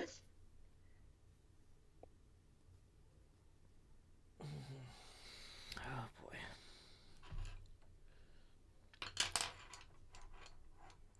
Okay. Kitty Beth says, I have mobility issues with my shoulder, so not having to reach across the midline to use a video gaming controller is a life changer. That's that's the thing, is like it's way different having the separate controllers. Like it's just better. But yeah, I used to play like Smash Brothers with the nunchuck and the controller behind my head. Like, so I could just relax and lean back in the chair and like have it back there. It does sound neat.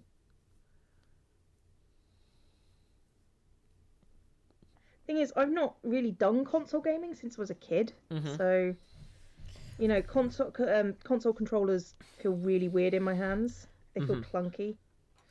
Oh, that makes sense. Well, you know, there are a lot of games for the Switch that have multiplayer on them, you know, like Mario Kart and stuff. So if you got one and a capture card, we could totally do some stuff together. I do not have a capture card. I have the one Switch that you cannot get a... You have the no dock Switch? Yeah. The light? Okay. The light, that's the one. Yeah, because I was going to say, because the capture cards are... I can recommend a pretty good one. It's about... The one I got is the... Elgato 4K 60 Pro or something. It's like 250 Mm-hmm. bucks, but I've worked with other capture equipment in the past, and this is like ludicrously better. Like, it's the most high end one they offer, but I'm looking at it, or when I was testing it the first time, I like was shocked at how performant it was. Um, so yeah, That sounds cool. I I don't. mean, I like I say, I don't have a console, so Yeah. when I get a console that I need it for, I will let you know, Mm-hmm. and I will come back and go, Joe, you remember that thing you were saying? And then you'll go, no, and I'll go, right. We had this conversation about capture cards, We did. I vaguely recall that. and then you said we'd have a conversation with me when you needed a recommendation, and I'll go, yes, this is that time, Joe. Oh, okay. Just plan out our future conversations. Yeah, just put it on a note card or something. Yeah. This is the conversation that we said we were going to have. It's easier to So, practice for that and make a note to have the conversation again than to write down the suggestion now. yeah, Yeah, I get it. 100%. 100% easier. But, yeah.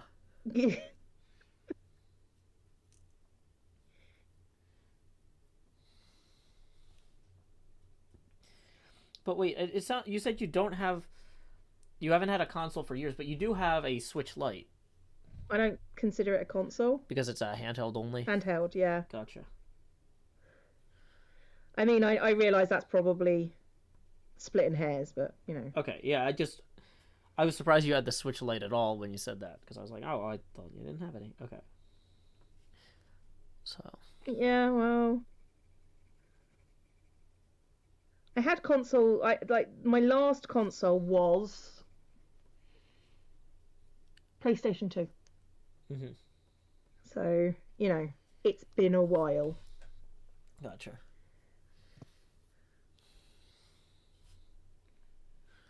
This is cute. Are you talking about my journal or the fact that I have a Switch?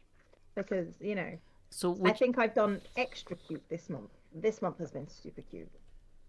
oh, yeah, that does look great. Everyone take a drink.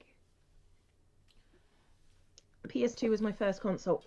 Again, I don't consider handheld consoles. So, so it wasn't the Game Boy. My first one that was actually mine, not the first one I played, was the Mega Drive, Yeah. Sega Mega Drive. I had the Genesis. That was my first console that I was actually mine. Yeah. Yeah. It's the same thing, isn't it? I believe so, yeah. Yeah. You wanted to do something like this? Well, and it didn't end up. Please remember that this is my job, and don't judge your abilities based off what I'm doing because this is work. We're at work. Mm-hmm. So you had a ColecoVision. ColecoVision. ColecoVision. ColecoVision. It's a nice. It's a nice. Does it have Mario on it? Because it sounds the way it's pronounced. It should have Mario on it. It's a me. A Mario.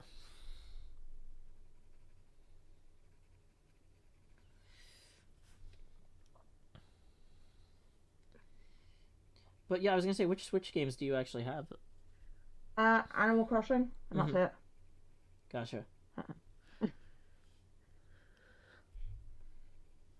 I'm more likely to play a city builder than I am to do anything intense on the Switch. You know, so I like my chill stuff. I was kind of worried about getting the capture card for the Switch because the Switch was always what I played like with my kid to relax and stuff, and not something that I streamed, and I kind of liked having that boundary there. Yeah, but no, I can understand that. It's been just fantastic. Also, my kid is way more interested in my streams now, like where she's like, oh, she's like, Daddy, why don't you go play Arceus so I can watch? Like, That's one of the reasons I've been streaming it so much. And then but then when we get done with the stream, I'll go take her for a walk or something, and we'll talk about the choices I made, and so she's actually paying attention and engaging with me about it, even though she's not in chat during the stream. That's cute. It is. It's nice. Cute as heck. I have played Stardew Valley. But yeah, one thing though is that the games that I played with her, I'm also finding I don't want to play on stream as much because, for example, I played Mario Odyssey with her for the first time, my first time through the game. And Mario Odyssey is with the second player, the other person controls Mario's hat, which is way more helpful than you would think. And so then, I tried playing it on stream, and my daughter's like, "Oh, I really liked watching you play it on stream without me." And I'm like, "Yeah, but it's not as much fun having to control Mario and the hat. I'd rather not stream it because I don't have you to play with. It's, I don't know." It's very cute, Joe. Very cute. Oh, quite interested in the Stream Deck if and when it becomes available. Oh, the Steam Deck. Yeah, that's the new Valve Linux console. Yeah. I am excited about handheld Linux stuff, but unfortunately, it doesn't make a lot of sense for me to buy one for my use case. I end up having to have a good enough gaming laptop anyway to use as a fallback streaming machine. And also I need a high-end laptop for my freelance work and for my video editing. So at the point where you've already got a high-end laptop, having a high-end laptop and a Stream Deck feels like a bit of an extravagance. But then again, so is renting a pinball machine. So who am I to talk? Who are you to judge, to be fair? Yeah, you know what? I'm an extravagant person, Cleo. That's just what we're doing now. Hey, if you want to fund my extravagances, tips are welcome via paypal.me/Joe Hills and YouTube Super Chat. I'm at the I was speaking to the accountant, and I mentioned that I wanted a house. And he says, right, so this is my recommendation for you. Put as little on your expenses as you can possibly get away with, because what that will do is when you go to get a house, that will raise your income so you can get more money. Yeah. So I'm just I kind of want the rebate now. I kind of want the discount now. Yeah. You can't. If you claim it as an expense, then it doesn't count as income in that case. Yeah. That makes sense. Yeah. And that's so I've got literally the things that I've got is my new monitor and my patron server stuff. Those are the only two expenses that I'm going to put on. And here's what I will say too, though, is if you are technically running a real business, it looks kind of suspicious if you have zero claimed expenses too. So True. You saying, yeah, I have a business, but it doesn't have many expenses because I'm mostly using equipment I already own. So I replace a few things a year. I pay some server costs. It's oh, okay, this year the few things was a monitor. Okay, and then the server costs. Okay. Whereas if you come in, you're I have zero expenses for my business. They're going to go, that's a front or a scam, or you know what I mean? You're going to be setting off flags there too. So yeah, it seems like having a couple things, even if it's not, everything. But I don't know. Not claiming. Is it a nice monitor? It is the nicest monitor I've ever owned. It's a proper gaming monitor. Mm-hmm. So, mostly because I couldn't get anything else based on. Yeah. That is one kind of nice thing about the pandemic is I don't feel too guilty about paying extra for the nicer one that I kind of wanted anyway, because the entry-level model is sold out. Because the 4K monitor that I got is super nice. And but for the streaming setup I've got, I need to be able to play the game in 1080p on the same monitor that has the chats, and so it needs to be a monitor that's higher resolution than 1080p, because otherwise I'd be spending more money on moderators, and which I'm sure they would love if I had more hours for them, but I'm just not at a point revenue wise where I can justify that. Yeah. That is the problem. So it's easier to have the one-time expensive, slightly more expensive monitor to fit more stuff on the screen.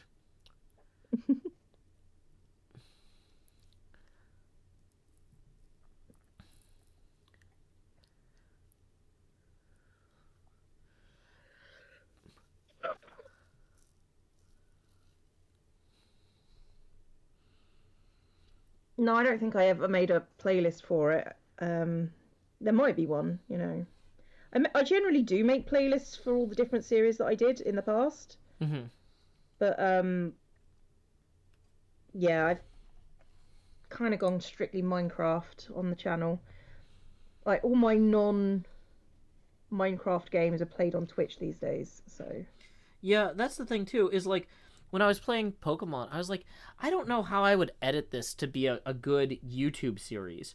So I'm glad I don't have to. I can just play for 50 hours straight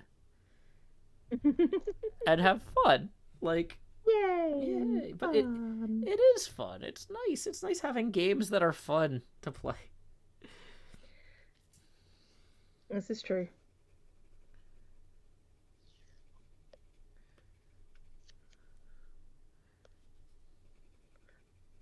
Told you before, Cam. What'd you tell Cam? Oh, strikes for pay. Yeah, if you guys didn't do it, I would actually just do it myself. Mazer T tipped. I don't know what that currency symbol is. I have literally never seen this before. Hold on. I'm opening a new tab in Google because, like, what is that? Israeli shekels. I have. What? Oh my gosh, the symbol for Israeli shekels is like a hand grabbing another hand or something. It's weird. I've never That's seen this symbol interesting. before. Thank you for the 16 Israeli shekels, which let me find out what that is in US abacus beads because I have no idea. That comes out to 5 US abacus beads. Boom. Who says the video took too long to export and now it has 5 minutes black at the end and I don't know why. I can trim it, but I don't know why it did that. $1 per random minute. Oh, I probably didn't need to independently look that up. Because you gave me the answer to the math in there. Thank you very much, Mazer T, for expanding my horizons. My face, though, will expand in when we hit our next milestone in 6 US abacus beads. Alrighty. It's an interlocking N and U. Is it? Oh, that's an interesting one. Oh, I don't know. It's neat though. I don't know why it's. That's one of those things. Like I'm amazed it's never come up because like looking Yeah. at cool things in fonts and stuff is something that I've been into typography for years because of cartooning and doing graphic design work professionally at my previous day jobs and stuff. And so like even though I've never worked with shekels in any of those positions, like any respectable typeface would have to have that symbol in it, but I don't think I've ever seen that particular symbol. Or if I have, I haven't registered it. That's so weird. It's 2 letters combined. Sheen for shekel and het for new. So they're, Israeli new shekels. Yeah. Okay. Don't come in here with any of those old shekels. We don't have time for that nonsense. That's great. So thank you so much to Mazer T once again for broadening my horizons and supporting the show. Appreciate you.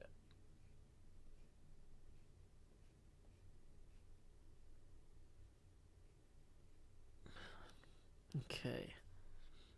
How do you know you won't cut the page? Yeah, as Cam says, sometimes I do cut it a little, but never enough to be noticed. And it helps if you have a super sharp scalpel, so you don't actually have to press down. Yeah, if you're being gentle with it, it won't be too bad. Yeah. And it doesn't feel like I'm cutting at all, to be honest. I'm just going around the letters, and it just, because of how sharp it is, sometimes it just peels away. You're basically tracing. Yeah. Like so. Amazing time! Subscribed! Welcome to the Horde. If you look to your left and to your right, it'll see there are no exits. Ooh, Mazer time. I wonder if that's somebody related to Mazer T. What Maybe. a coinky dink. It's very coincidental, isn't it? Da-da-da-da. Have a not sudden urge to gift Cleo. That's the joy. You can't gift me anything because you don't know where I live. Let's see. Etc. Darth Vorthen says, "Oh, is that Hisui? No, this is actually one of the 36 views of Mount Fuji by Hokusai. I'm gonna link you to the Met Museum's picture of the original that we are working off of here. This has been a really I was kind of dubious when I picked this picture. I just kind of looked at it and went like, that seems like the best one. Just grab one at random because we need to start the stream. But no, I'm really enjoying the outlining element of this, which I wouldn't have anticipated. That's cool.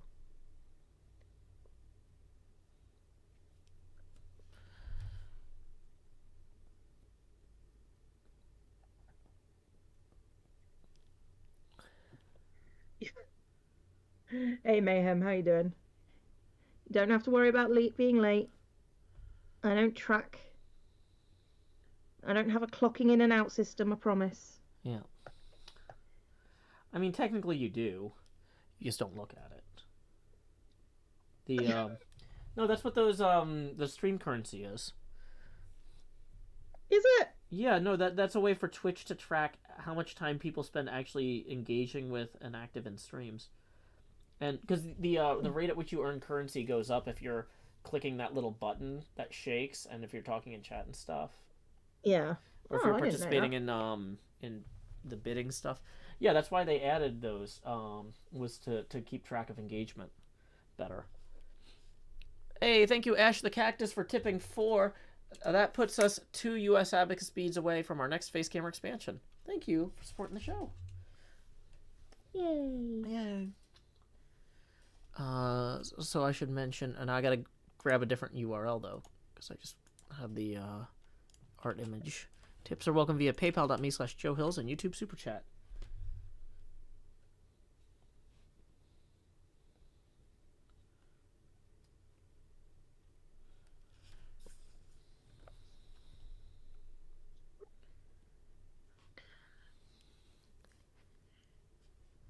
Also, coming to the answer market of other solutions, pointing, tracking, and claim streamers wanted it. I mean, they're always going to make that sort of claim. It's just how it goes. Mm-hmm.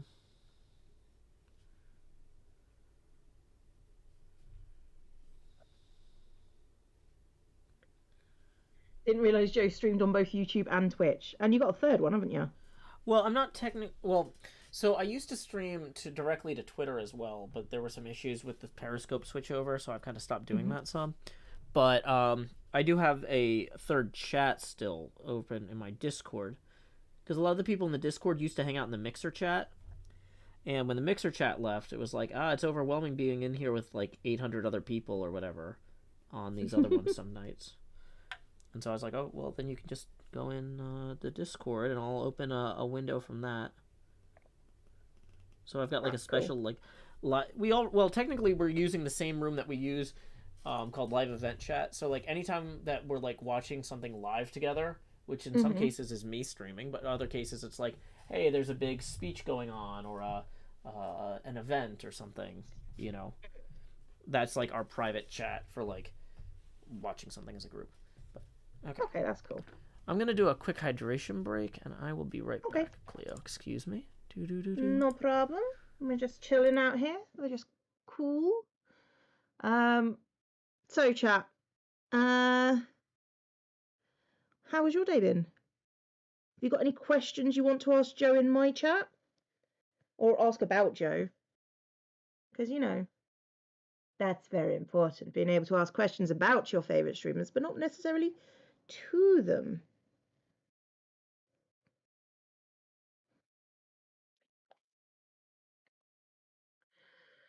Subs boost channel points, so that also motivates people to spend money on the platform. I guess. How did Joe become wonderful? I'm guessing he sold his soul. Not to the devil specifically, but to someone. I mean, you know, that's assuming Joe has a soul. What is Joe? I don't know. Best ask Joe. I mean, I always say he's a cryptid. And he is, but that's not all Joe is. You can never just define Joe by just one thing.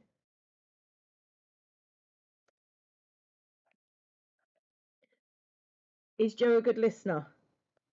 Mostly, yeah. In general, yeah. What's Joe's worst accent he tries to do? Probably the Scottish one or the Irish one. See?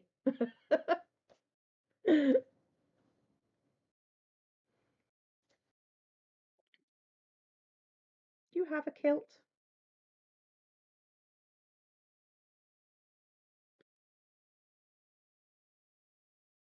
Mm-hmm.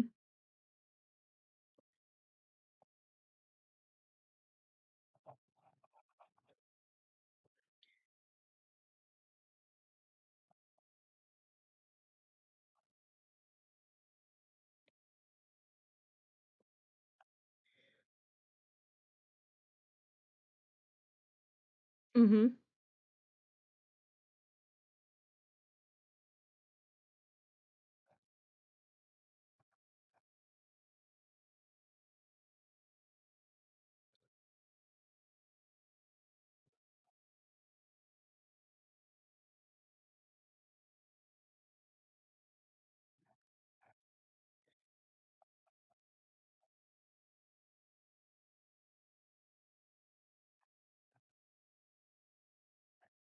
Mm-hmm. Yeah.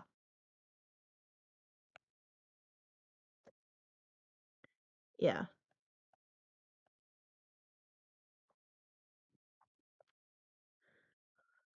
Yeah.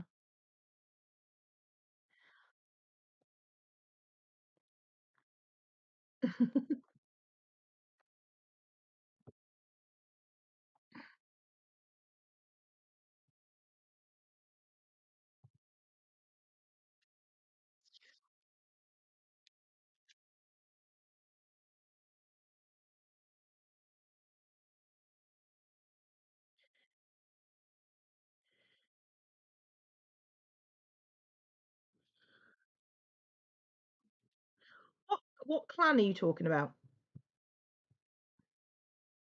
Hayes. Okay.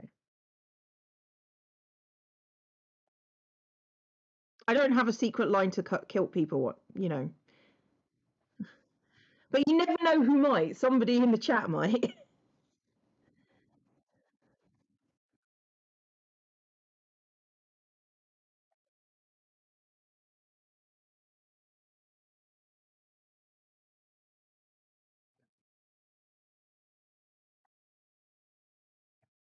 I'm apparently muted in my own chat. Sorry, my chat. Oh, I don't have the camera back on either. So I took down the hydration break sign, but then didn't start doing anything. Okay. I mean, you did. You just started talking to me, which is arguably the main point. Mm-hmm.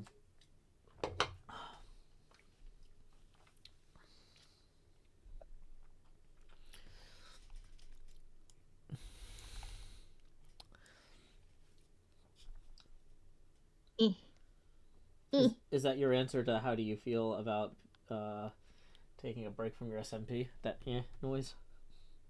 Oh no, I was just trying to get stuff off the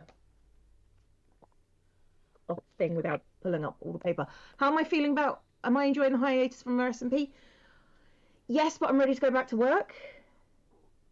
Um, I am definitely not. I feel like I've been furloughed and I want to work. It's like the whole reason I quit my job was to do this, and I can't do this right now. Like I'm doing things that are close to it or adjacent to it, but what I didn't quit my job to become a streamer. I quit my job to do hermitcraft. You know? that's entirely fair. And like it's rough. I am ready to go. Yeah, like I say, I'm ready to go back to work. So, it's been nice, but I'm over it.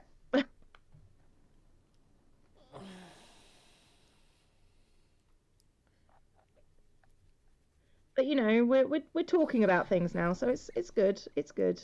Yep. I mean, I'm enjoying this stream. I'm just No, I meant we're talking about Hermitcraft things mm-hmm. in the Hermitcraft chat, which we haven't done for a few weeks. So Mm-hmm. you know, things are moving. Just glacially slow. Mm-hmm.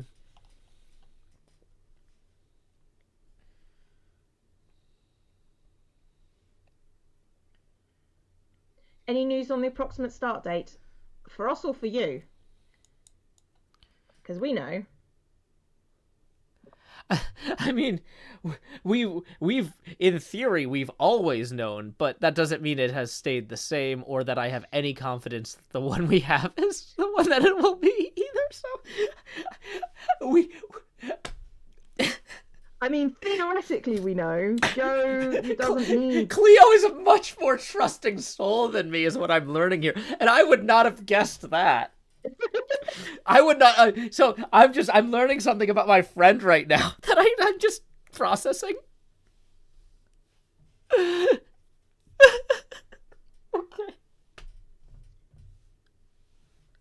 There you go. I am a trusting soul, apparently. Oy.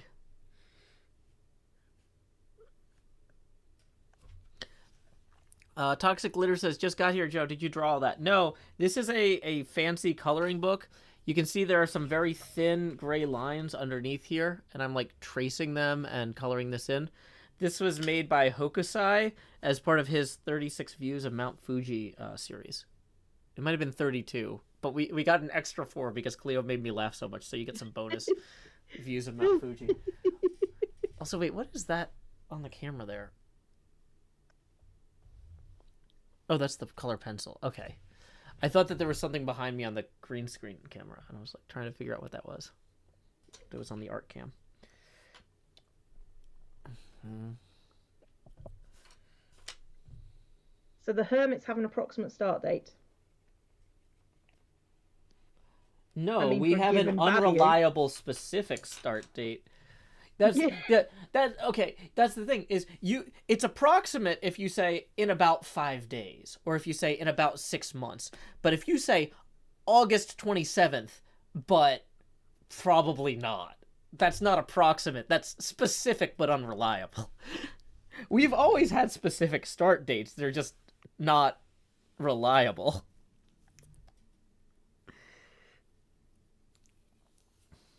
It's not wrong. Thank you for backing me on that, Cleo. Any time. I depend on support from folks like you in order to endure this continued trial. Uh-huh. I'm assuming that's a JFK reference that I don't get. No, it's just, I don't know. Like, politicians depend on people for support, but, like, no, really. It's like, thank you, Cleo. I appreciate you having my back on this. I mean, I try. Super Cool says, the dates are penciled in, then vigorously erased. That's a very good way. Yes, we pencil in a lot of specifics. That's how... yeah. Joe's having a moment. I've been a part of a lot of organizations, but the word organization kind of derives from the word organize, and that's not a good way to describe us. No. A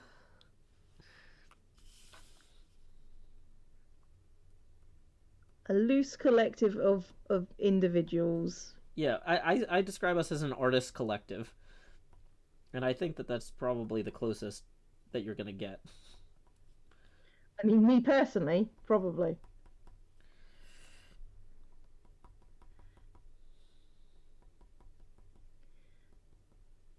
We're definitely a collection of something. Mm-hmm.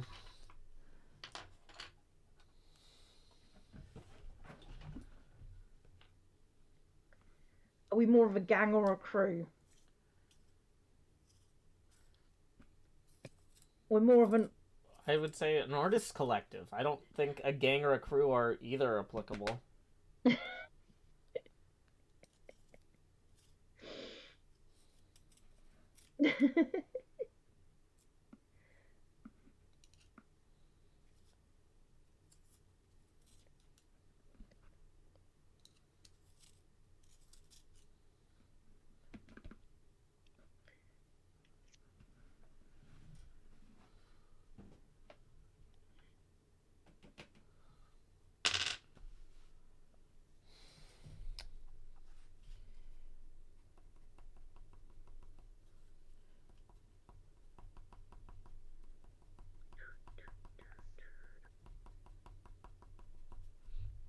I'm trying to get some...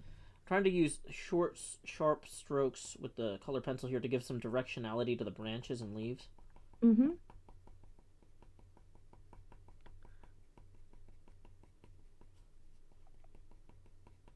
That one needs to come up a little bit.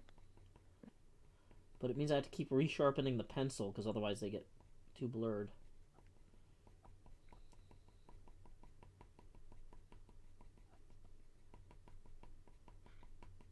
This is adorable, yo. It's like the cutest thing I've made. That is pretty cute. What are those little things coming out of the T and the R? Are those little plants? The plants, like are those the stickers you cut out?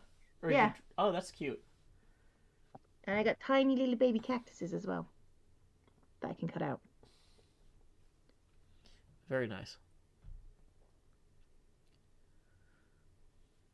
Thank you.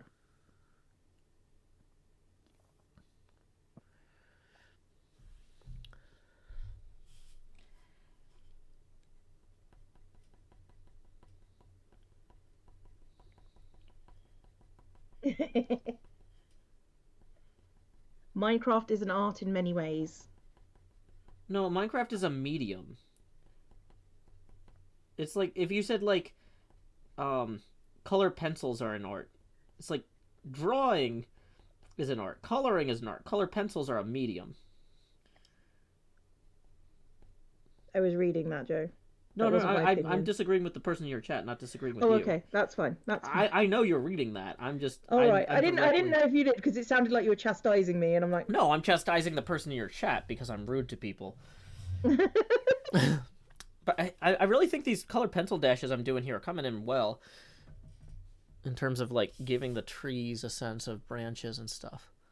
That's cool. It's a nice little texture we're getting as a result.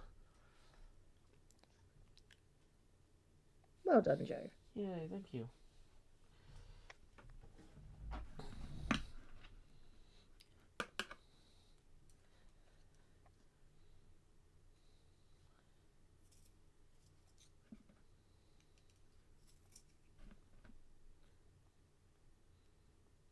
Sven Lu says, I would say that Minecraft itself is also art, as are all games. But as we use it, it's a medium. In the context of the conversation we were already having.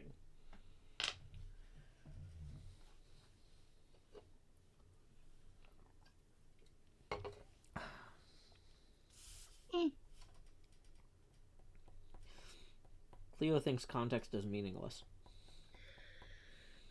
No, Joe, I just think like words are meaningless. Mm-hmm. And life.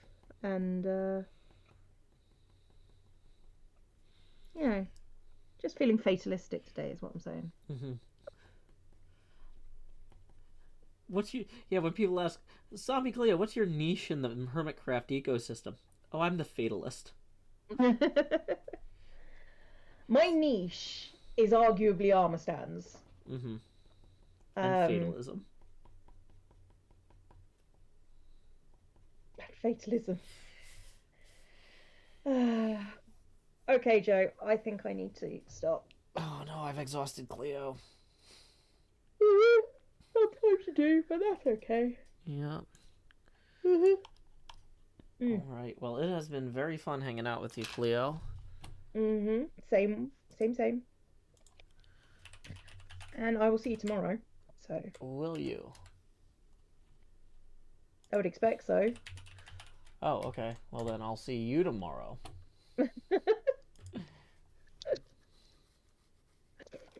Okay. I'm going to hang up and say goodbye to my chat. Alrighty. Bye, Cleo. Bye, Cleo's chat. Bye, Joe. Thanks for hanging out with me. You too. Thanks. Bye. Alrighty. So it looks like our good friend of the show, Hazel Lynn, is going to be playing some Minecraft. Why don't we send folks over there? When you get there, say, howdy, y'all. Oh, yep. Good.